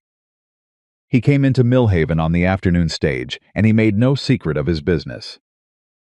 Aldous Pruitt was 60 years old and built like a man who had spent those 60 years collecting what he was owed. And he walked into the Millhaven saloon and told anyone who would listen that he was looking for a woman named Clara Whitman who had stolen from his estate and fled west to avoid her debts. Word reached the ranch by sundown. Clara was at the stove when Toby came running in. Breathless, hat in hand. "Ma'am, there's a man in town." "He's saying—" "I know what he's saying," she said. She kept her eyes on the pot. "Thank you, Toby. What are you going to do?" She stirred the pot. "Steady. Slow. Finish supper," she said. "And then I'm going to go to town tomorrow morning and speak to Mr. Pruitt directly." Toby stared at her. "He has a grievance." "Real or manufactured? I need to understand which parts are which before Hale gets here." She looked at the boy. "Will you ride with me?" He straightened up to his full height, which was still not quite enough for the hat. "Yes." "Ma'am," he said. Cole appeared in the kitchen doorway. "She didn't turn around, I know," she said. "You're not going to town alone. I'm going with Toby." "You're going with me," he said. "And Deke." She turned around. Cole was standing in the doorway with his arms crossed and his hat still on, and the expression he wore when a decision had already been made, and the conversation was just the formality of informing the other party. She understood, looking at him, that arguing was not only futile but unnecessary. "All right," she said. After breakfast, they found Pruitt at the hotel. He was in the small dining room, eating eggs, a large man with gray hair, and the careful stillness of someone who has learned that patience is more effective than force. He looked up when the three of them walked in, Cole first. Then Clara, then Deke, hanging back near the door, in the particular way of a man who is present as a statement rather than a participant. Pruitt set his fork down. "Miss Whitman," he said. "Mr. Pruitt," she said. She sat down across from him without being invited. Cole took the chair beside her. "I'd like to settle this, would you?" Pruitt looked at Cole. "And you are?" "Cole Bennett," Cole said. "This is my ranch she works on, I see." Pruitt folded his hands on the table. "Then you should know, Mr. Bennett, that the woman sitting beside you left Ohio, owing my estate $240, following her father's death. That is a legamentation. I know about the debt," Cole said. "It was settled 4 days ago." Pruitt blinked. "I beg your pardon?" Cole reached into his jacket and produced a copy of the bank draft and the letter, the copies. Clara noted, not the originals. She had thought of that. Pruitt looked at the documents. His expression did something complicated. "The draft was sent to your home address in Missouri," Cole said. "If you've been traveling, it may have arrived after you left. But the debt is cleared." He paused. "So I'm wondering what exactly brings you to Millhaven?" "Mr. Pruitt, because it doesn't appear to be the money." Pruitt was quiet. And in that quiet, Clara watched him. She watched the calculation moving behind his eyes, the recalibration of a man who had arrived expecting one situation and found another. She had seen that expression before. She had seen it on her father's creditors when the bank arrived before them. She had seen it on the schoolhouse board when she'd submitted her own resignation before they could remove her. She knew what it meant. Pruitt hadn't come for the money. Someone had pointed him here and told him what to say. "Mr. Pruitt," she said quietly, "who sent you?" He looked at her. A long look. "I received a letter," he said finally, "telling me where you were." "Who sent the letter?" He picked up his fork. Set it down again. "A man named Carter." Cole's hand on the table went flat and still. "Gerald Carter," Cole said, "the Millhaven banker. He said you'd be able to confirm the debt," Pruitt said. He was looking at his plate now, not at them. "He said it would be straightforward." He stopped. "He didn't mention what?" Clara said. Pruitt was quiet for a long moment. Then he asked me to speak to the town. To people here. He said the woman had a reputation that needed to be established. Before some kind of legal matter came to a head, he folded his napkin on the table. "I'm not a dishonest man, Miss Whitman. I came here for money I was owed. I didn't come to destroy a woman's reputation for a banker's benefit." Clara looked at him. She made a decision. "We're sending documentation to the Territorial Commissioner's office," she said, "about Carter's fraud on the water rights and the loan. If you would be willing to provide a written statement about the letter he sent you, the request he made, regarding my reputation, it would be significant additional evidence." Pruitt looked at her for a long time. "You want me to testify against Carter," he said. "I want you to tell the truth about what he asked you to do," she said. "That's all." He picked up his coffee, looked at it. "Set it down. Carter's a powerful man in this territory," he said. "He is," Clara agreed. "He's also a man who is going to prison. If we do this correctly. The question is whether you're going to be on the side that's remembered for helping the right thing happen, or the side that's remembered for helping him." Pruitt looked at Cole. Cole said nothing. He was doing the thing Clara had noticed he did in important moments, occupying space and saying nothing. Letting the silence work for him. "I'll write a statement," Pruitt said finally. "I want it on the record that the debt was paid." "We'll note it clearly," Clara said. "Thank you." She stood, offered her hand. He shook it. Outside on the boardwalk, Deke let out a breath so long and slow it was almost a word. "Well," he said. "I'll be don't," Clara said, and the corner of her mouth moved. "Don't what?" "Say what you're about to say." Deke put his hat on. "I was going to say I'd buy breakfast." "Oh," Clara said. "That you can say." Cole was watching her. He'd been watching her since they walked out of the hotel. With an expression she was learning to read the particular focused attention of a man who is looking at something that keeps surprising him. "You knew," he said quietly, so Deke wouldn't hear. "That Carter had sent him. I suspected," she said. "When the money came back unreceived, Carter couldn't use the debt as a weapon if it was paid. So he had to make sure Pruitt left before the payment arrived. You figured that out when?" "Wednesday night," she said. "When you told me the letter came back." He looked at her. "You were 3 steps ahead," he said. "I'm always at least 2 steps ahead," she said. "It's how a woman survives in a world that doesn't warn her what's coming." Cole said nothing for a moment. "Then it won't be enough. Pruitt's statement helps. But Carter is going to escalate. Once he knows Pruitt didn't deliver, he'll try something else." "I know," Clara said. "Let him." "Clara Cole," she looked at him directly. "I did not come this far and build what I've built on this ranch to be afraid of a man who fights with paperwork and gossip. Whatever Carter tries next, we'll be ready for it." She said will. "Not I'll, not you'll, will." Cole heard the word the way he heard things that mattered, not the sound of it, but the weight. He nodded. They went and had breakfast. Carter's next move came sooner than expected, and it didn't come in the form anyone had prepared for. It came through Evelyn. Not through Evelyn's doing. Clara was certain of that. And so she suspected was Cole. But Evelyn arrived at the ranch on a Saturday morning, and the expression on her face when she dismounted was the expression of someone who has run toward a fire to warn people who don't yet know it's burning. "My father knows about Hale," she said to Cole, before she'd even handed off her horse. "He found out yesterday. He's Cole. He's not going to wait for the investigation. He's going to move before Hale gets here." "Move how?" Cole said.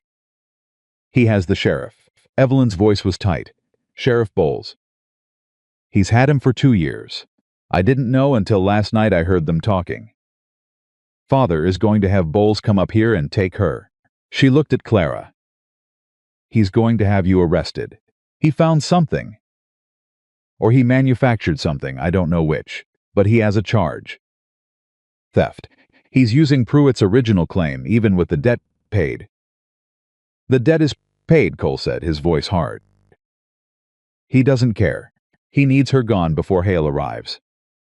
If she's in a jail cell in Millhaven, if her credibility is destroyed publicly before the investigation begins." Evelyn pressed her lips together. "He's sending Bowles tomorrow." The yard was very still.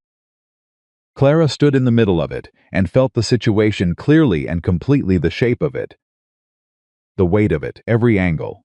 A corrupt sheriff arriving tomorrow. A charge manufactured or distorted beyond recognition. A jail in Millhaven that Gerald Carter effectively owned. The investigator arriving in 6 days, too late if she was in a cell. She thought about Ohio, about her father, about the documents she'd read too late. She was not going to be too late again. "Toby," she said. He appeared from the barn doorway as though he'd been waiting. He'd been listening. "Of course he had. Get my horse ready." "The fastest one we have." She turned to Cole. "I need to go to Helena. Today. Clara, I need to reach Hale directly. Before tomorrow. If I can get to him tonight, if I can put the full documentation in his hands. Personally, Carter can't use a local arrest to stop a federal investigation." She was already moving toward the house. "Where does Hale stay when he's in Helena?" "The Grand Union Hotel." "Typically. I know a man who write me a letter of introduction," she said. "Now, while I pack." Cole didn't argue. He followed her into the house. Evelyn stood in the yard watching them. Deke came up beside her. "She's going to ride to Helena," Evelyn said, something in her voice that wasn't quite disbelief, and wasn't quite admiration, but was moving in that direction. "Alone?" "I expect not," Deke said. He looked at the house where Cole had followed Clara inside without a word. I expect not. Cole tried twice to argue her out of it. The first time was while he was writing the letter of introduction, he said. Pen still moving, that he should go instead, that Hale would receive a rancher better than a cook, that the road to Helena was rough and long, and Clara didn't know it. I know you're worried, she said from across the room, where she was pulling the copied documents from the office cabinet with the efficiency of a woman who has already decided and is now executing. But Hale needs to hear from me directly. The fraud against the water rights touched your land. But the fraud against my reputation is what Carter is using to silence the witness. Both matter, and I'm the one who found the contract violation.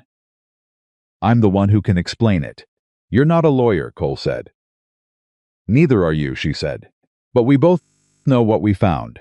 He tried again when they were in the yard. The horse is ready, the afternoon light going long. Let me send Deke with you at least, he said. I need Deke here, she said. When Bowles comes tomorrow, and he may come even if I'm gone. To look for leverage, to look for anything I need, someone here, who knows the situation and won't be rattled by a badge. Deck won't be rattled, exactly. She checked the saddlebag where the documents were packed. You need to stay here too. This is your ranch. You need to be standing on it when that sheriff arrives. Cole looked at her. His jaw was doing the thing it did. I don't like this, he said. I know, she looked up at him. Cole, I have ridden longer roads alone than this one. I have faced worse arrivals than a hotel in Helena. I am going to put these documents in Garrett Hale's hands tonight. And tomorrow Carter is going to discover that he moved too slowly. She paused. Trust me. He looked at her for a long time. I've been trusting you since week 2, he said finally. I don't expect to stop now. She mounted. He handed her the letter of introduction and an extra envelope that she didn't open until she was a mile down the mountain road. Inside it was $40 in traveling money and a note in Cole's spare. Precise handwriting, in case you need more than one night. Come back. 2 words at the end, come back. She folded the note, put it in her inside pocket against her chest. Then she rode. The road to Helena took 7 hours in the dark. Clara rode with the documents against her body under her coat, the originals, which she'd made the decision to take, because copies would not be enough for what she needed. She rode through the mountain dark and the valley floor and the last long stretch of open road before the city. And she thought about everything she was riding toward and everything she was riding from. And she did not allow herself to be afraid. She was afraid. She was also a woman who had learned that fear was information, not instruction. She arrived at the Grand Union Hotel at 11:30 at night and asked for Garrett Hale at the front desk. And the clerk looked at her trail dusty, alone, a woman arriving at nearly midnight with an expression that she had been receiving from people her entire adult life. She looked back at him with an expression that she had also been developing her entire adult life. Tell him, she said, that I have the original documentation on the Bennett Ranch water rights fraud, and that Gerald Carter is sending a corrupt sheriff to interfere with the investigation tomorrow morning. Tell him I've ridden 7 hours to put this in his hands tonight. She set Cole's letter of introduction on the counter. Tell him that. The clerk looked at the letter, looked at her. He went upstairs. Garrett Hale came down in 10 minutes. Half-dressed, suspenders over a shirt he hadn't fished, tucking in. A man of about 50 with the kind of face that had done hard things and was not disturbed by them. He looked at her.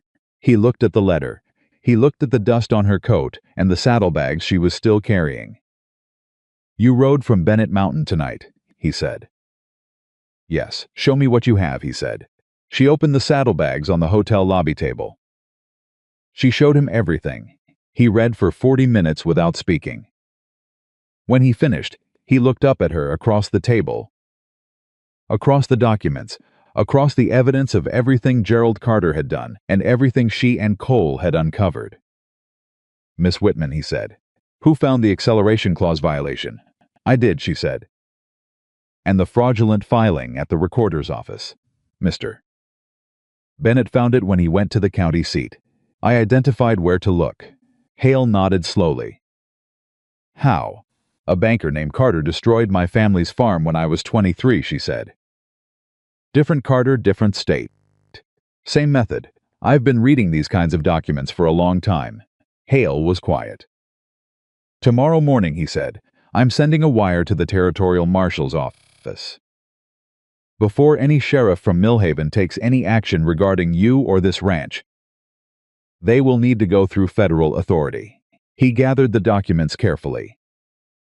Are you willing to remain in Helena for 2 days so I can take your statement officially? Yes, she said. Good. He stood, offered his hand.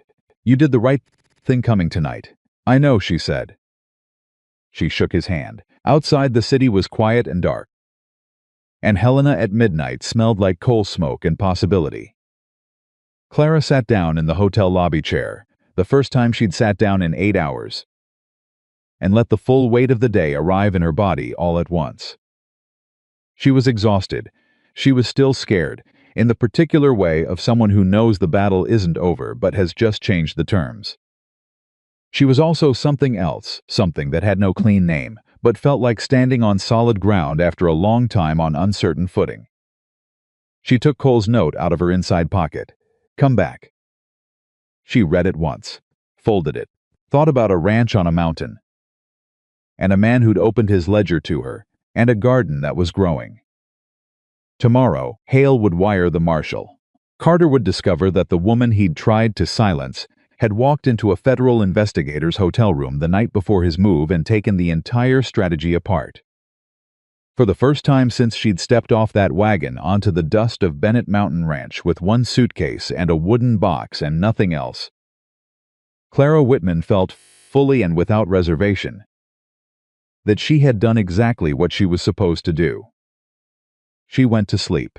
Sheriff Roy Bowles arrived at Bennett Mountain Ranch at 7:15 on a Sunday morning. He brought 2 deputies and an air of self-importance that Cole recognized immediately as the particular swagger of a man doing someone else's dirty work and pretending it was his own authority. Bowles was 52, thick through the middle, with a badge that caught the morning light and a manner that suggested he expected that badge to do most of the work for him. Cole was standing on the porch when they rode in. He'd been standing there since 6 o'clock. He'd known they were coming. Deke was at the fence to the left. Harlan was near the barn. 3 other men were positioned around the yard in the casual, deliberate way of people who have been told where to stand and understand why. Bowles pulled up his horse and looked at Cole, with the careful bonhomie of a man who has decided he's winning before the conversation starts. Morning, Bennett, he said. I'm looking for a woman named Clara Whitman. Got a warrant here for her arrest on charges of debt fraud and theft. She's not here, Cole said. Bowles smiled the way men smile when they think they already know the answer. That's so. You mind if we take a look around? You got a search warrant to go with that arrest warrant?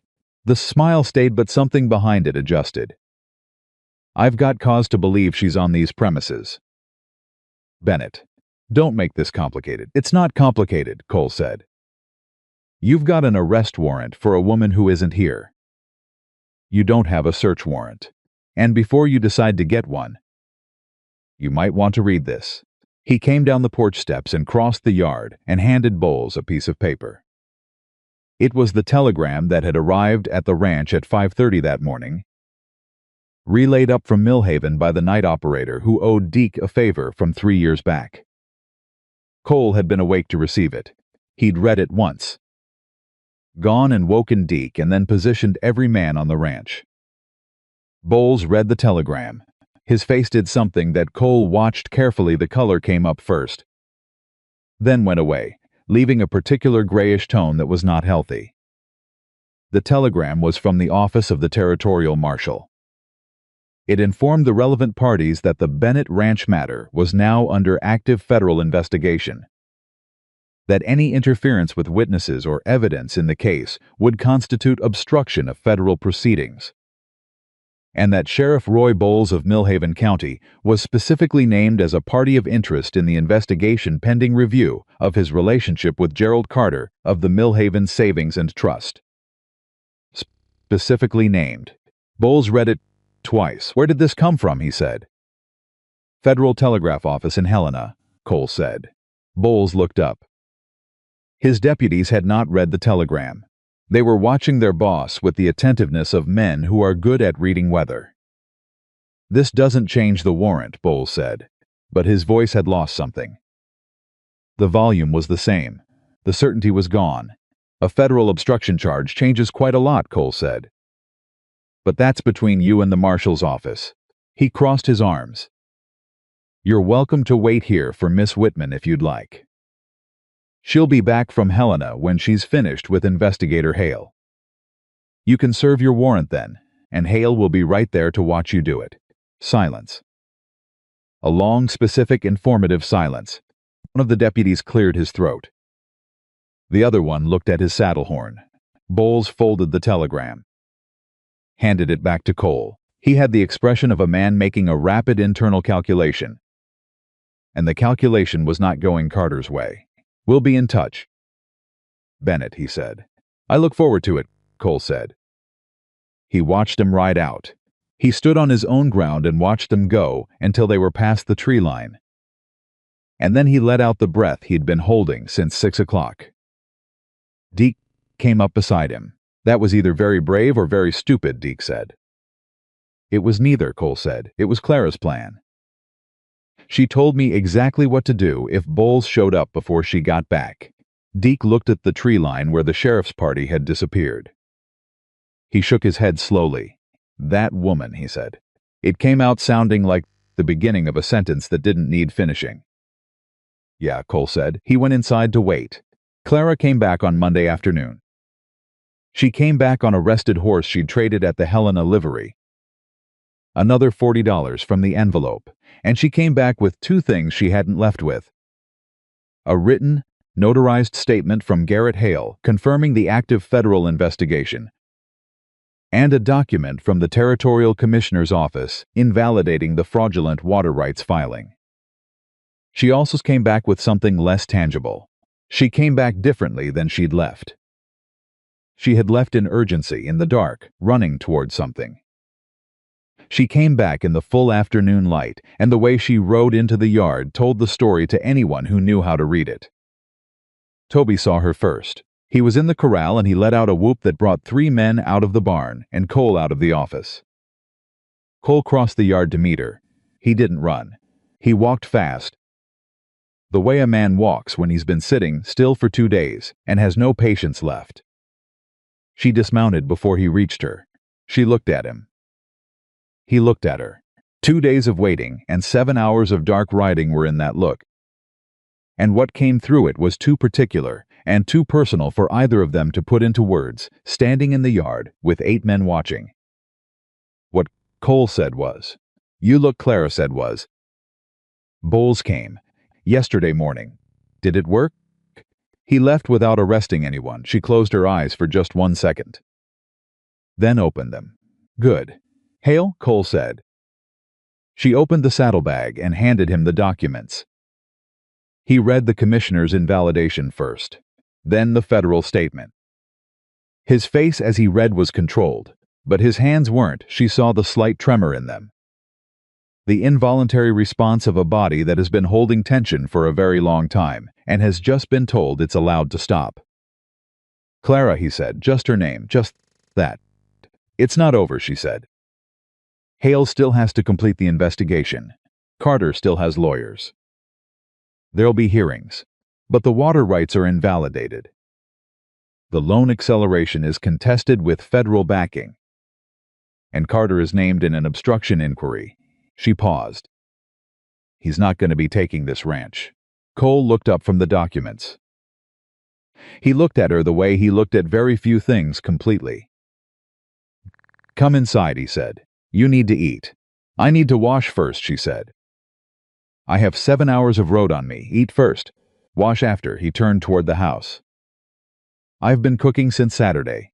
Fair warning, she stopped. Stared at his back. You cooked? Don't make anything of it, he said. Without turning around, Toby helped. Deke was grinning openly, something she had never seen on his face before. The other men had the careful expressions of people trying not to react. What did you make? She said. Stew, Cole said. It's edible. She followed him inside. The stew was better than edible. She didn't say so out loud. But she ate 2 bowls, and Cole watched her eat with the expression of a man who has discovered something useful about himself that he hadn't expected. 3 days after Clara returned, the fire started. It began on the dry ridge above the eastern pasture, in the hottest part of a July afternoon that had already broken the season's heat record by 4 degrees. The summer had been building toward it for weeks. The dry grass, the dead wood along the upper slope, the 3 weeks without rain, and when the lightning strike came out of a clear sky at 2 in the afternoon. The ridge caught like it had been waiting for an excuse. Toby saw the smoke first. He was in the upper pasture checking the fence line, something he now did twice a week without being asked, and he came riding back to the ranch at full gallop, standing in his stirrups, shouting before he'd even cleared the gate. Fire. East Ridge. The next 4 minutes were chaos. Not the unproductive kind of chaos, not panic, but the specific turbulence of people who don't have a plan suddenly needing one. Men were coming out of the barn and the bunkhouse. Voices overlapping, no clear direction. Cole came out of the barn and immediately began shouting orders. But the wind had shifted and was carrying his voice wrong, and 2 of the newer men couldn't hear him and were moving toward the horses in the wrong direction. Clara came out of the kitchen. She stood in the yard for approximately 10 seconds. She took in the smoke on the ridge, the wind direction, the position of the men, the state of the horses in the corral, and the water barrels at the side of the cookhouse. Then she started moving. Deke, she said, loud and direct, cutting through the noise. Take Harlan and the 2 new men and wet the barn roof. Use the cookhouse barrels first, then the well. Don't stop until it's soaked. Deke looked at her. He did not hesitate. On it, Toby, the boy, was still mounted. Horse skittering. Get every horse out of the corral and take them down to the lower creek. All of them. Don't come back until I send for you, yes. Ma'am, Martinez. A quiet, steady hands always where he was supposed to be. The cattle in the east pasture need to come down the south slope, away from the ridge. Can you do that alone? I take Kellerman with you. Go now. Cole was beside her. The document box, she said immediately. The original land grant and the loan papers. Where are they? Office cabinet. Get them out of the house. Take them down to the root cellar stone walls. Fireproof. She was already moving. I'll take the kitchen stores. Clara Cole. She looked at him with the full force of everything. She was no softening. No apology. The house may be fine, it may not be. Everything that matters and can be moved should be moved. Now, he held her gaze for 1 second, then he went. The next 40 minutes were the kind that compressed time in memory that seem, afterward, both shorter and longer than they actually were. The fire came down the east ridge fast, driven by the wind shift, eating through the dry grass with a sound like something being torn apart. Clara could hear it from the yard, a low, continuous roar that wasn't loud yet, but was getting louder. She moved the kitchen stores to the root cellar, the preserved venison, the dried herbs, the food reserves she'd built over 2 months of careful Sunday mornings. She moved the recipe box last, holding it under her arm while she carried a sack of dried beans with her other hand. And she felt, as she set it on the root cellar shelf, a particular completeness, this box that had survived the farm failure. The schoolhouse, the long road west, sitting safe in a stone room while a mountain burned outside.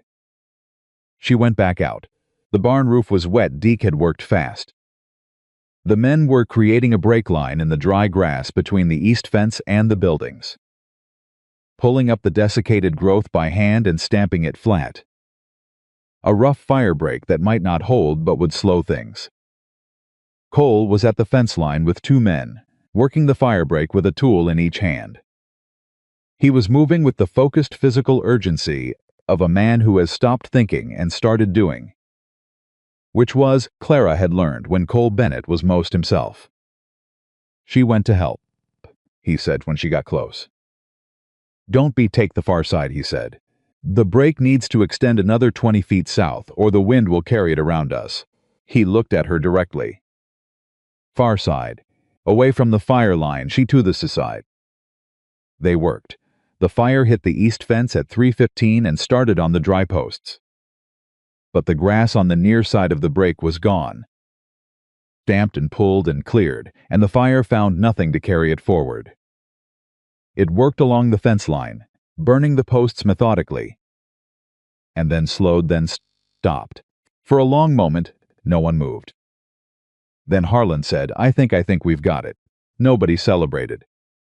Not yet. They watched the fire line for another 10 minutes while it worked itself out on the fence posts and found no new fuel.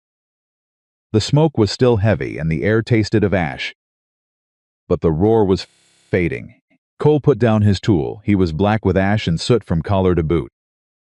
His hands were burned on the palms, not badly, but real Clara could see it from where she was standing. He turned and looked at the ranch. The barn was standing. The house was standing. The root cellar hadn't been touched. The east fence was going to need rebuilding. Everything else was intact. He looked at Clara. She looked back at him. She was filthy and her arms ached and she had ash in her eyes, and she could feel that the next day was going to arrive with every muscle in her body having an opinion about it. She had never felt more present in her own life than she did in that moment. Cole crossed the yard to her. He stopped 3 feet away. You organized the evacuation, he said. His voice was rough from smoke. Someone had to. It took you 10 seconds. I had a clear view of the situation. He looked at her. His burned hands were at his sides, and his face was doing the thing it did when he was feeling something. He hadn't yet found words for working through it. Not performing it. Not rushing it. I built this ranch for 20 years, he said. I've put out 3 grass fires on this property. I know this land like I know my own hands, he paused. But I was shouting orders that nobody could hear, and 2 men were running in the wrong direction. You were afraid, Clara said quietly. As a fact, offered gently. I was, he said. I lose my head when he stopped. When something you love is threatened, she said. He looked at her. The yard was quiet around them. Now the men dispersed to check the fence line, to bring the horses back from the creek, to begin the long process of assessment that follows a near miss. The smoke was thinning. The fire was out. Cole Bennett stood in the ash-smelling yard of his own ranch and said, I should have had a plan. You did, Clara said. You just weren't the one who used it. He looked at her for a long time. The afternoon light was going soft now, the brutal midday heat relenting the way mountain heat eventually always does not gone. But changed. Something about it felt like breathing again. Come look at your hands, she said. I have something in the kitchen that'll help. He followed her. She sat him down at the kitchen table and cleaned his burns with the efficiency of someone who has treated injuries before and feels no need to make ceremony of it. She used the calendula preparation she'd made for Patience's leg. It worked equally well on human skin. She told him her grandmother had used it for both, and she worked carefully and thoroughly and without unnecessary conversation. Cole sat and let her work. This, too, was something she had learned about him. He could accept help once he stopped arguing about it. He couldn't always stop arguing quickly, but once he did, he was entirely capable of letting someone take care of him. She thought that was something, probably that he'd forgotten how to do in the long years since his parents died. How bad, he said, 1st degree. Maybe a small area of 2nd on the right palm. It'll heal clean if you keep it dressed. She wrapped the right hand with a strip of clean linen. You should rest tomorrow. I can't rest tomorrow. The fence will need rebuilding whether you start at dawn or noon, she said. Rest tomorrow. He looked at his wrapped hand. You sound like a doctor. I sound like someone who's treated enough injuries to know that a man who doesn't rest when he should takes 3 times as long to heal, she said. Which is worse for the ranch than one lost morning. Cole said nothing for a moment. Then where did you learn all of this? It wasn't quite a question. It was the kind of statement that leaves space for an answer if one is offered. Clara sat down across from him. She was still filthy ash and dirt in 2 days of Helena Road and a fire, and she was so tired she could feel it in the back of her eyes. She sat down and looked at the man across the table. At his rough, burned hands and his ash-covered face, and the expression he wore when he'd stopped managing himself and was just there. Present no performance of any kind. My grandmother, she said. She was the practical one. My mother was the cook, the recipes. The box, all of that. My grandmother was the one who knew what to do when something went wrong. She folded her own hands on the table. She used to say that women learned everything sideways. Not taught directly, just observed. Absorbed. Because no one thought to teach us the things we'd actually need. She was right, Cole said. She was. Clara looked at the table. I used to be angry about it. That I had to learn things sideways, because no one thought I'd need them. Now I think knowing things sideways is its own kind of strength.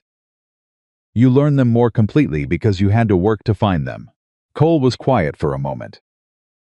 Then what are you angry about now? She looked up. He was watching her with that complete attention that she had never quite gotten accustomed to the quality of it. The specificity, the sense of being seen by someone who wasn't looking for anything in particular. Just looking.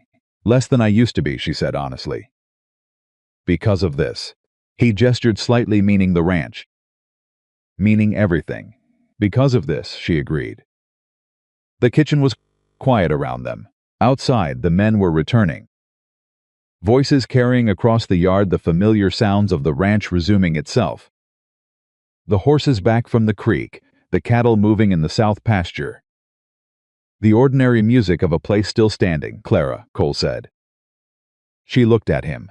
I need to say something, and I need to say it without it coming out wrong, he said. He was choosing words with the care of a man who doesn't spend them freely. Take your time, she said. He looked at his wrapped hand.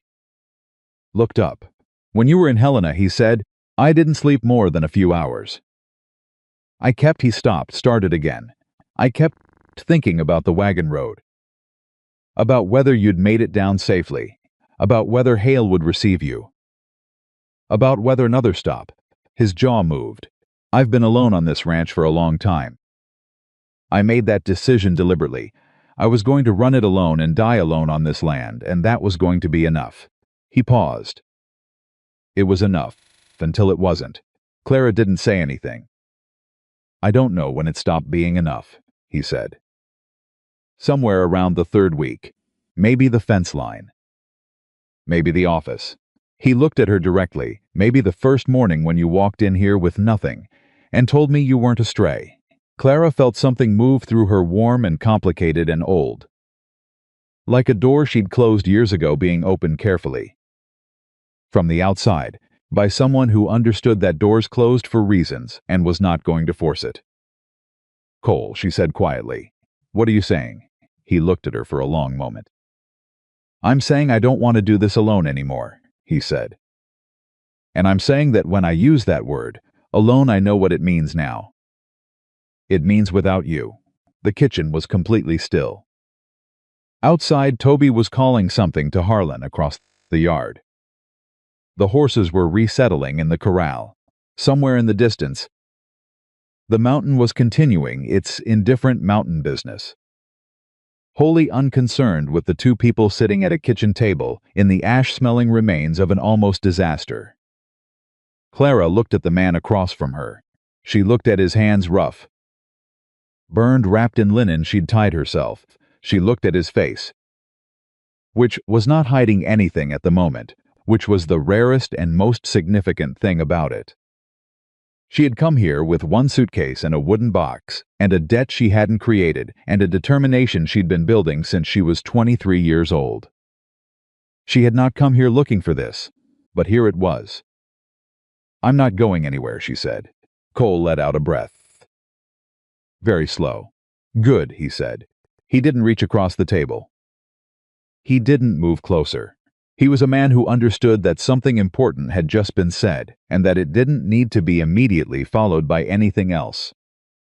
He just looked at her, and she looked at him, and the kitchen settled around them both, like a place that had made up its mind.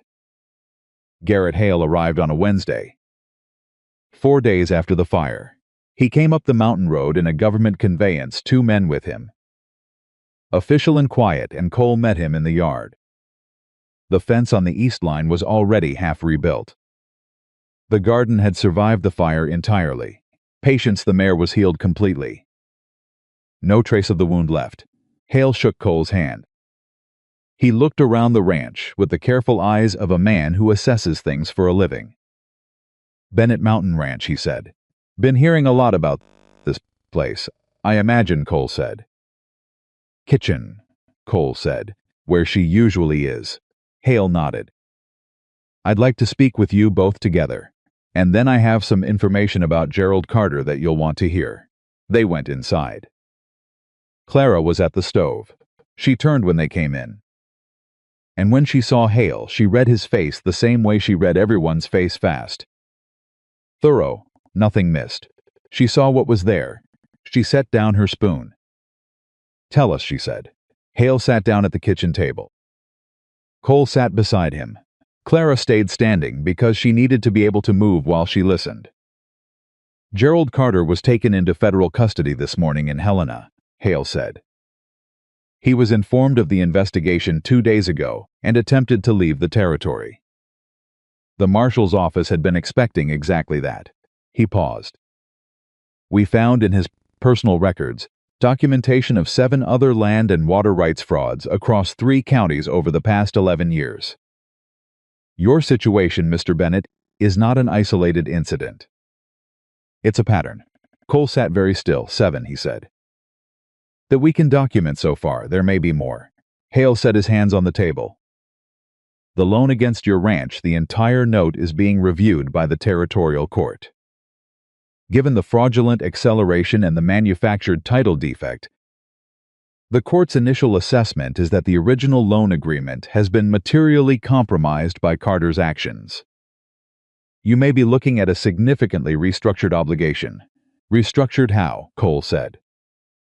I can't give you specific numbers. That's for the court.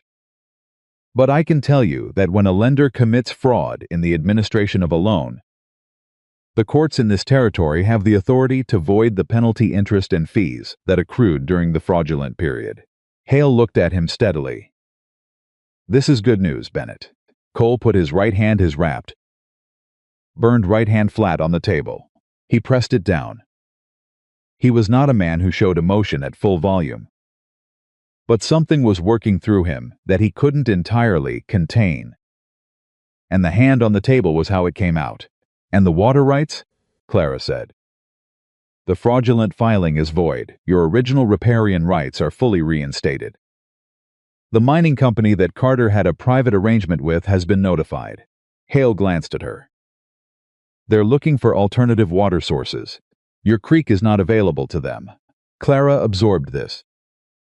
The full shape of it, the creek, the land, the ranch that Cole's father had built, and Cole had kept through 20 years of difficulty. It was staying. It was all staying. What about Sheriff Bowles? She said. Bowles has resigned, pending an inquiry into his relationship with Carter's bank. Hale's voice was entirely neutral. I don't expect he'll be practicing law enforcement again. The kitchen was very quiet. Hale looked between them at Cole, with his hand flat on the table and his jaw set, and something in his eyes that was not yet fully resolved. And at Clara standing by the stove, with her arms at her sides and her face controlled and her eyes very bright. I want to say something, Hale said. He was not a man. Clara had learned in Helena, who said things unnecessarily. I've been doing this work for 16 years. I've seen good people lose their land because they didn't have the knowledge to fight back. I've seen fraud succeed because no one looked hard enough at the paperwork. He paused. Miss Whitman, what you brought me in that hotel lobby in Helena, the speed. The organization, the fact that you'd caught the acceleration clause violation that 3 lawyers had missed, that is the reason this investigation moved as fast as it did. Clara looked at him.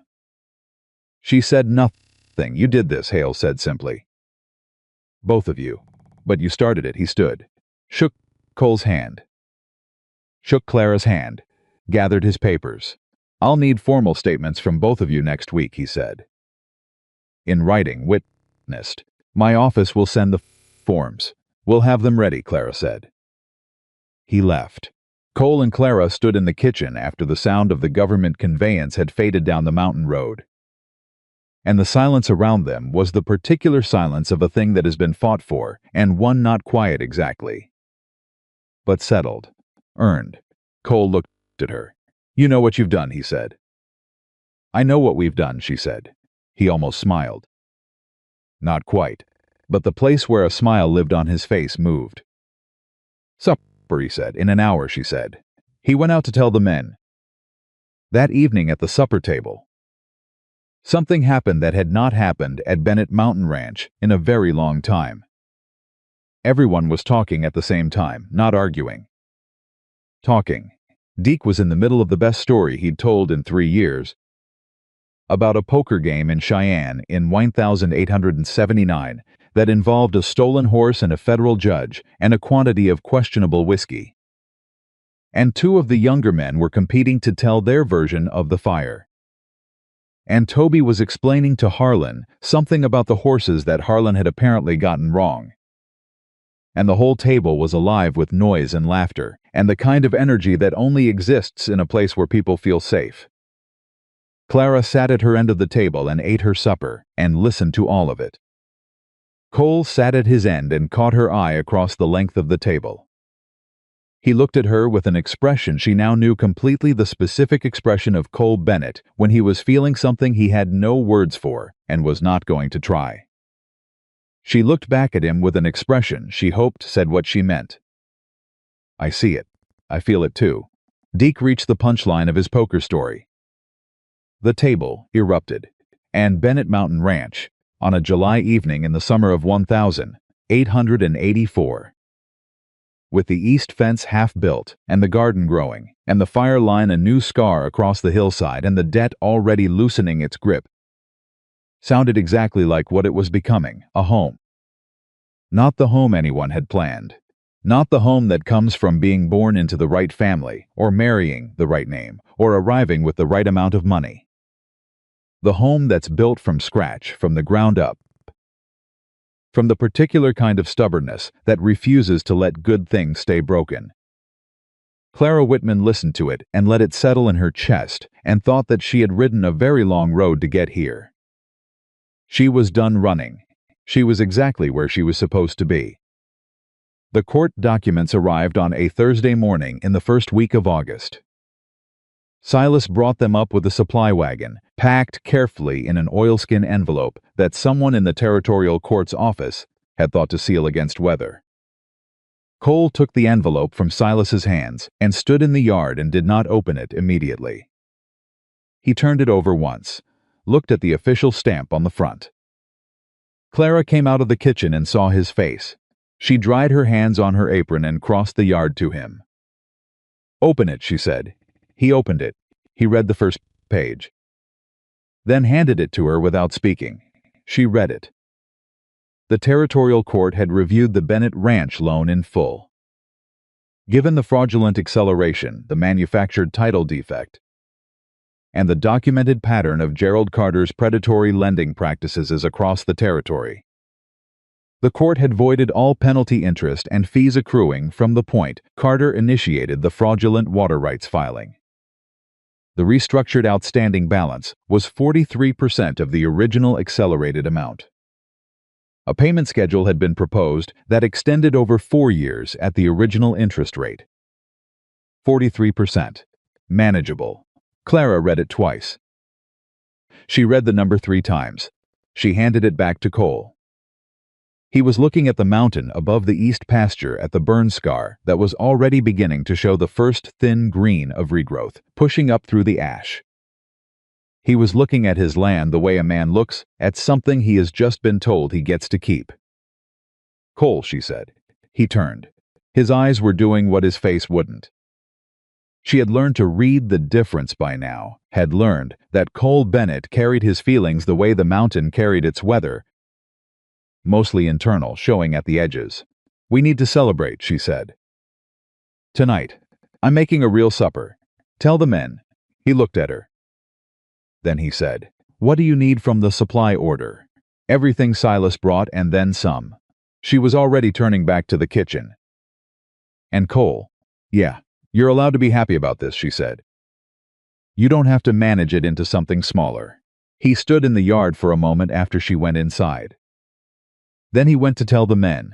The supper Clara made that evening was the best thing she had produced on the ranch. And the ranch had been eating well for 2 months. She made roasted beef from a cut Cole had brought up from the cold room, the good cut.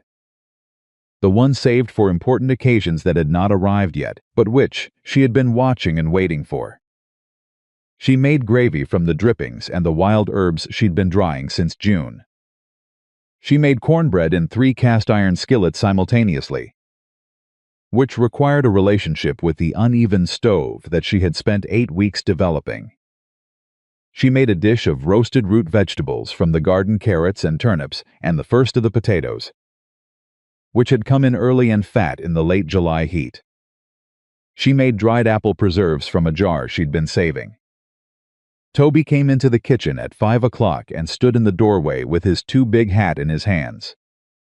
Ma'am, he said, can I help? She looked at him. He was taller than when she'd arrived. Boys at 16 did that. Shot up suddenly in summer, as though the warm months had unlocked something.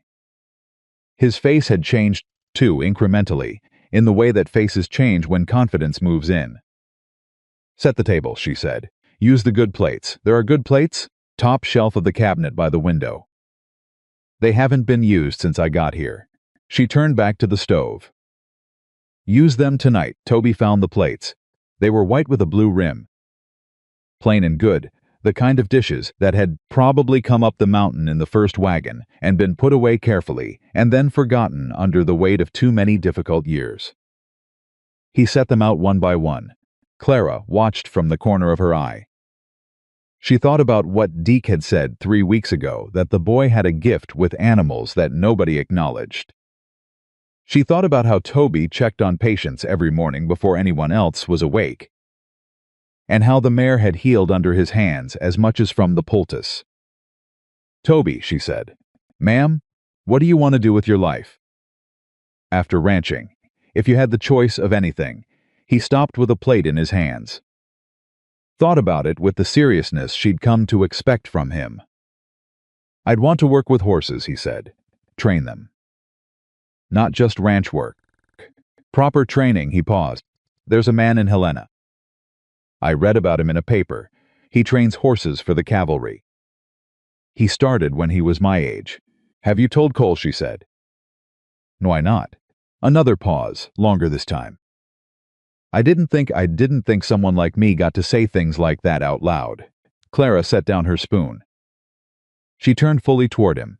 Toby, she said, someone like you is exactly who says things like that out loud.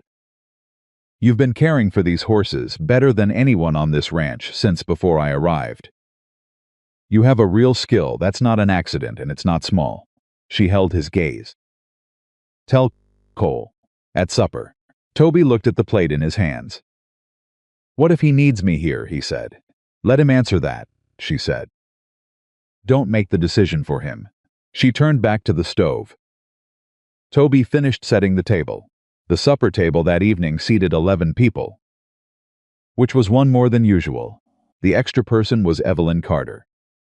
She arrived at the ranch at 5:30, which Clara suspected was not accidental timing late enough that turning her away would mean turning her away from a meal, which even Cole wouldn't do.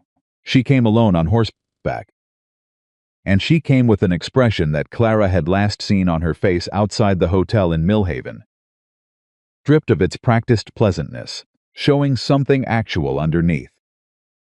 Cole answered the door. A silence passed between them, not hostile, not warm exactly, but honest in a way that their previous silences hadn't been. Evelyn, he said, I heard about the court ruling, she said. I'm glad. Come in, he said. She came in.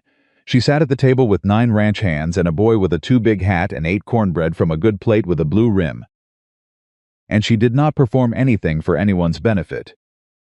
And Clara watched her from the kitchen doorway and thought that Evelyn Carter, freed from her father's ambitions, might turn out to be someone entirely different from who she'd appeared to be.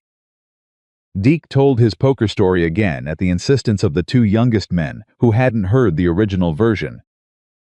And it was better the second time, which was unusual for Deke's stories. They usually peaked on first telling. Harlan had a story about a cattle drive in 1877 that somehow involved a traveling preacher and a runaway mule that made Toby laugh so hard he knocked his too big hat off his head. And then Toby, still pink-faced from laughing, looked at Cole at the far end of the table and said, in the particular voice of someone who has decided to stop waiting, "Mr. Bennett, can I ask you something?" The table went slightly quieter. Cole looked at the boy. Toby asked. He said it plainly, the way Clara had taught him by example without teaching him directly, no preamble. No apology, just the true thing stated clearly. He said he wanted to train horses. He said there was a man in Helena. He said he'd been thinking about it for 2 years and he was finally saying it out loud because someone had told him that someone like him got to say things like that. He didn't look at Clara when he said that last part. But 3 people at the table did. Cole looked at Toby for a long moment. "You're the best hand I've got with the horses," Cole said. "I've known that since your second week here." Toby blinked. "You have? Wondered when you'd figure out I knew." Cole picked up his coffee. "Write to the man in Helena. I'll give you a letter of recommendation." He paused. "Not yet, you're 16. But write to him, see what he says. Plan for next spring." Toby's face did something that Clara would remember for a very long time, the specific expression of a boy becoming a man in a single moment. When someone who matters tells him that who he is enough to build a future on. "Yes, sir," he said. His voice came out slightly unsteady and he didn't apologize for it. Clara went back into the kitchen before anyone could see her face. Evelyn found her there, 20 minutes later. While the men were still at the table, she came into the kitchen quietly and stood near the counter while Clara cleaned up. And they were alone for the first time, without Cole.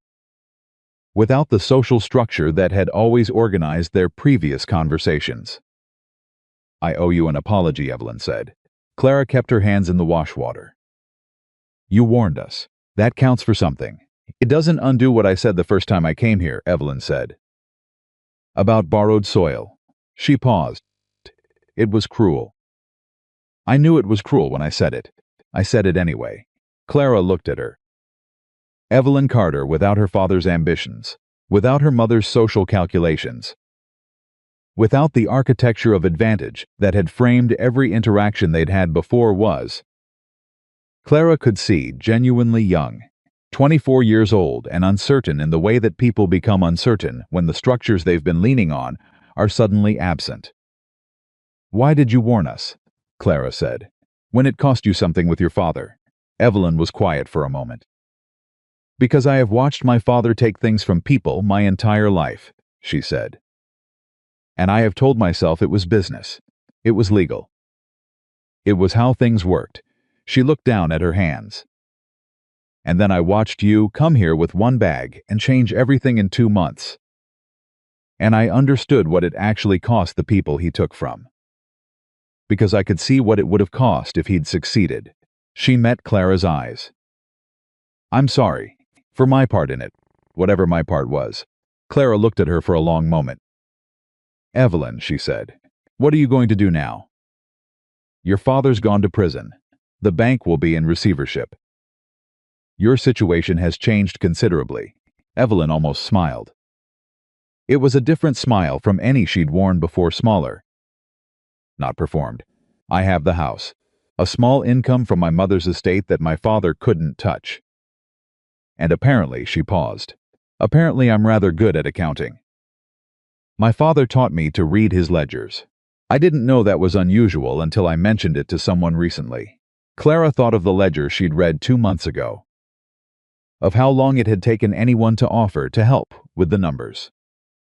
There'll be ranches in this territory, she said, that need someone who knows how to read a ledger honestly. When the receivership resolves and people start rebuilding, she turned back to the dishes. I could mention your name if you'd like. To Hale. He'll be working with ranchers across the county for the next year. Evelyn blinked. You do that. You warned us, Clara said simply. That counts for something. The kitchen was quiet for a moment. Then Evelyn said, You're not what I expected. No, Clara agreed. I know. Evelyn laughed. It was a real laugh, surprised out of her. She put her hand over her mouth and then took it away and let it be real. No, she said. I meant it as a compliment. I know that too, Clara said. The twist that no one had seen coming arrived in the mail 3 weeks later. It came in an envelope from the Territorial Commissioner's office. And it was addressed to Clara Whitman specifically.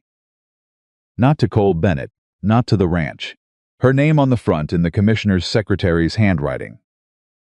She opened it at the kitchen table on a Tuesday morning. Before breakfast, before anyone else was awake, she read it. She read it again. She set it down and looked at it from a slight distance, the way a person looks at something they need to see as a whole rather than piece by piece. The letter informed her that the Territorial Commissioner had reviewed the investigation documents in the Bennett Ranch case and others, and that Clara's identification of the contract violation and the fraudulent filing had been formally noted as instrumental in the investigation's success. It further informed her that the Commissioner's office was establishing, in response to the Carter fraud case and 6 others like it, a new Office of Land and Water Rights Advocacy for rural property holders in the territory. The office would employ 3 advocates trained in contract law and document review to assist ranchers and farmers who could not afford legal representation.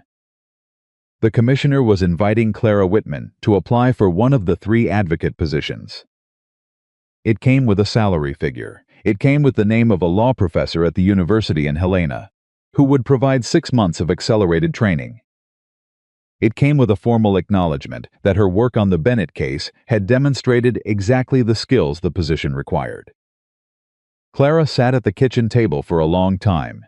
She thought about her father reading his bank documents too late. She thought about 23 years old and 40 pages, and the sick understanding that the proof was there, but the time was gone. She thought about 7 ranches across 3 counties and the families on them who had lost things they'd built and didn't know why. She thought about everything she'd built in the last 3 months on this mountain.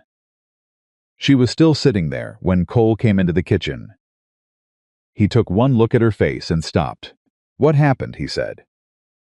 She handed him the letter. He read it. He read it slower than she had. More carefully, which was Cole's way. He read it to the end. Then he set it on the table and sat down across from her. "This is what you should be doing," he said. "Cole, I mean it." His voice was completely level. "You found the clause I'd missed for 2 years. You found the fraudulent filing when you'd never been to that county. You organized Hale's entire case from a hotel lobby at midnight." He looked at her steadily. "This is the work you were built for." "I'm built for this too," she said. "Meaning the ranch, meaning the kitchen, meaning the garden and the horses, and the table full of men who called her ma'am and meant it as respect. I'm not choosing between them." He looked at her. "The position is in Helena. The training is in Helena." 6 months, she held his gaze. After that, the advocates traveled the territory. "Case by case." She paused.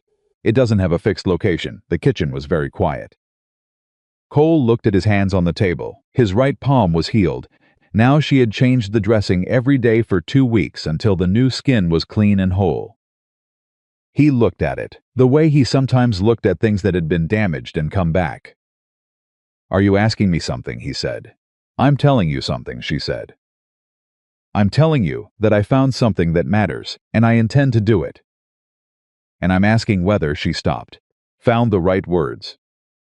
Whether this ranch is still where I come back to. Cole looked up. I told you 2 months ago, he said. Without you. Alone means something it didn't used to mean. He held her gaze. You come back to this ranch. Always. That's not a question.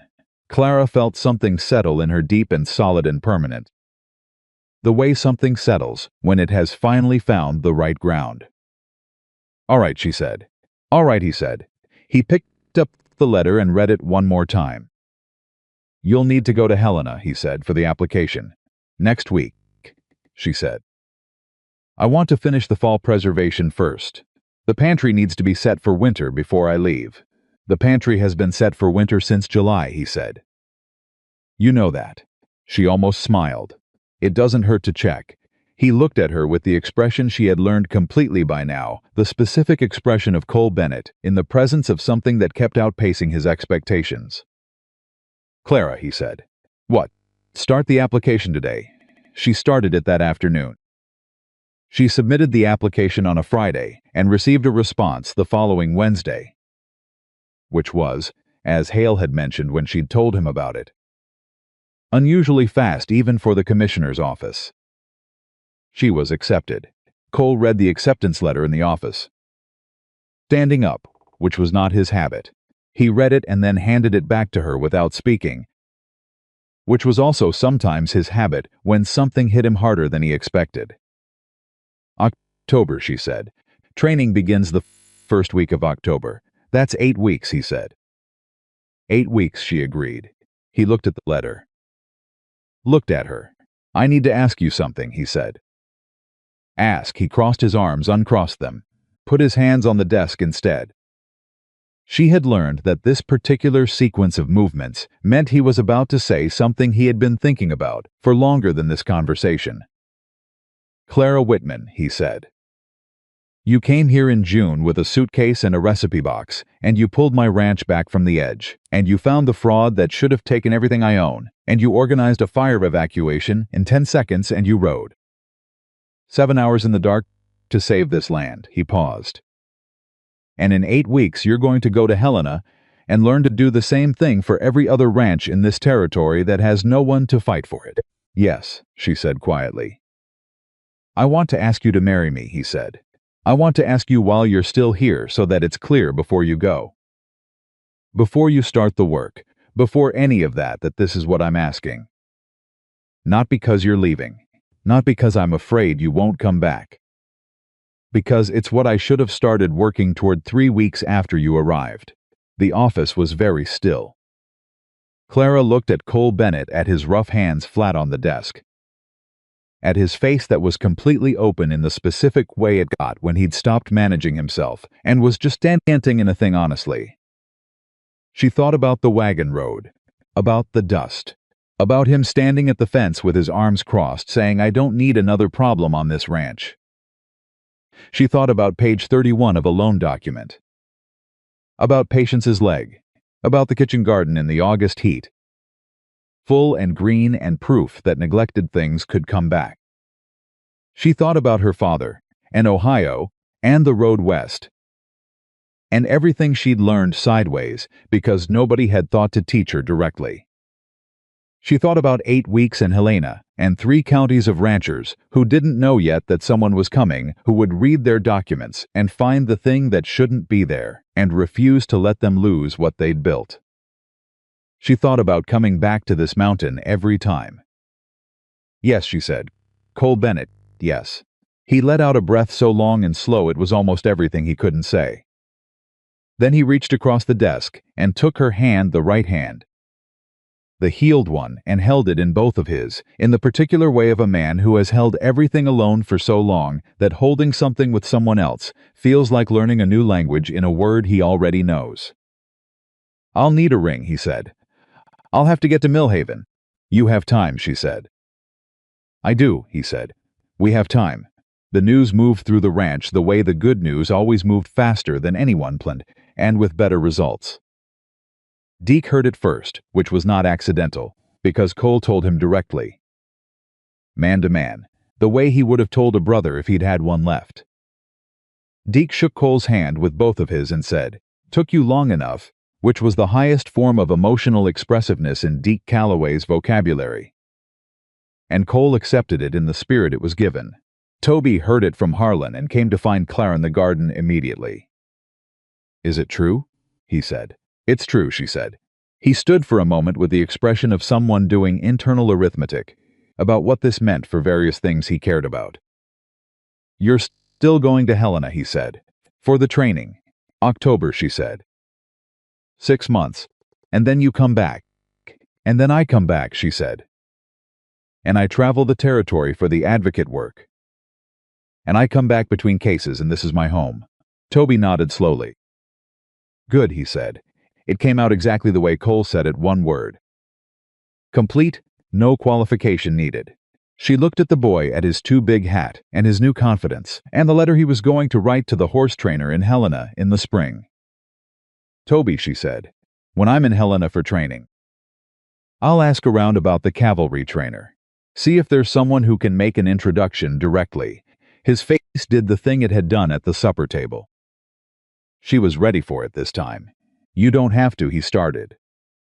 "I know I don't have to," she said. "That's not why I'm doing it." He understood that. She could see it register. "Thank you, ma'am," he said. "Clara," she said. "You can start calling me Clara." He put his hat back on. "Yes, ma'am," he said, and walked away, and she let it go because some habits are affectionate, and this one was. Evelyn came back to the ranch one more time before October. And this time she came with news of her own. Hale had spoken to her. There was a position available, not the advocate position. Something adjacent, administrative work in the commissioner's office, related to the land fraud recovery process. Organization of case documents, correspondence with affected ranches.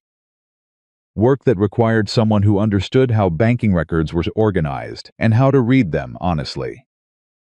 She told Clara this in the kitchen, standing at the counter while Clara made bread.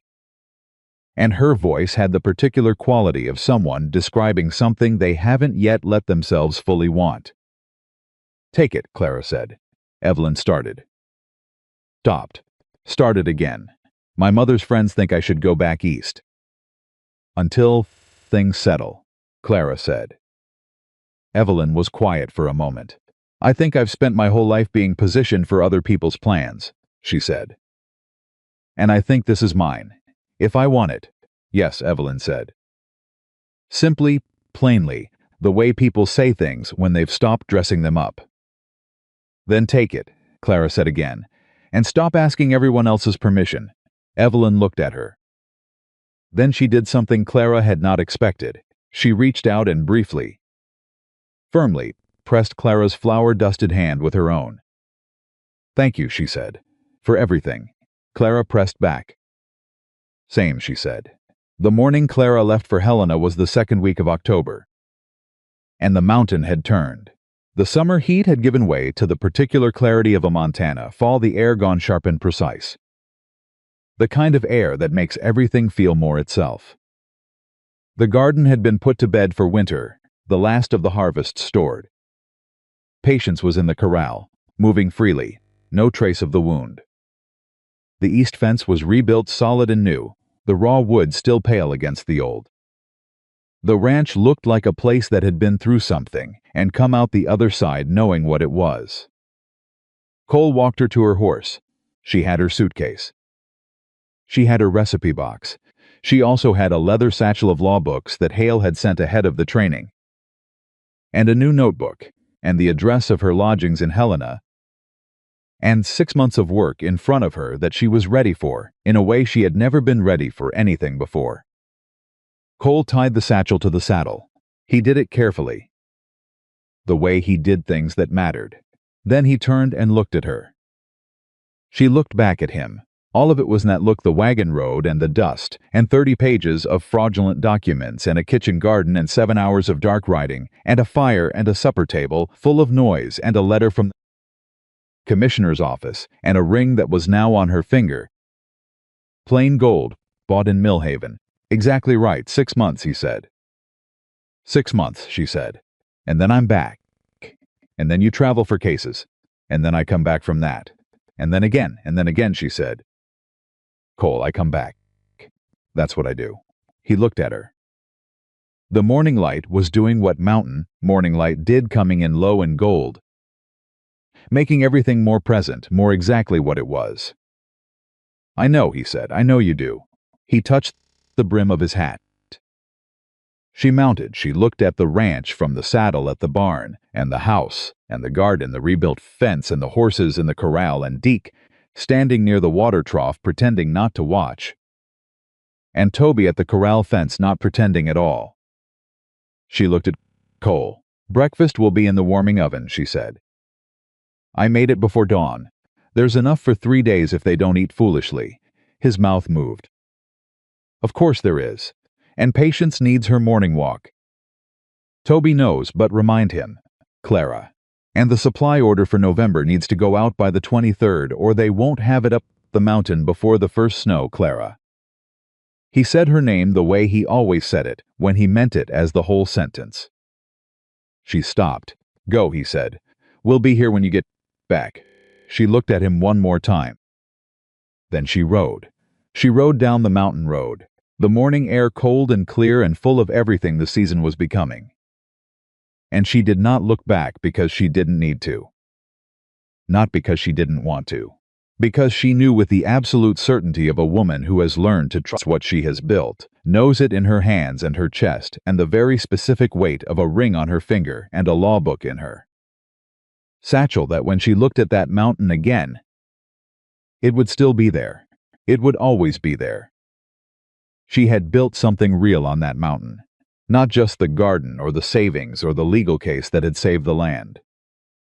She had built something that had no clean name but showed in the way 11 people ate supper together and made noise at the same table. Something that showed in a boy's straightened back and an old cowhand's real laugh and a young woman who had stopped asking permission to want what she wanted. Something that showed in the particular way Cole Bennett had said, "We'll be here," instead of "I'll be here." Clara Whitman, Clara Bennett now on the paper. Though she used both names, because both of them were hers, rode toward Helena with her law books and her recipe box and 37 years of learning things sideways and a knowledge of contract law that had already saved one ranch and was going to save more.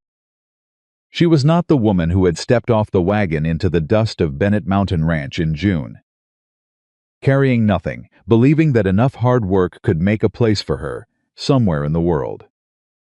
She was the woman who had proven it. She had not been rescued. She had not been redeemed. She had simply been seen finally, fully, by people who knew how to look and had done what she had always been capable of doing, on ground that had finally decided to hold her. That is what home is. Not the place that was given to you, not the name you were born into, not the money you arrived with, or the family that vouched for you, or the history that preceded you. Home is the place you earned by showing up and staying and doing the work, and refusing every single time to let the people who said you were nothing be right. Clara Whitman had showed up. She had stayed. And Bennett Mountain Ranch would never be the same, not the land. Not the people on it. Not the way the supper table sounded on a warm July evening when everything was alive and nobody was eating alone anymore. That was her work. That was her legacy. That was enough. And more than enough, and exactly what she had always been worth.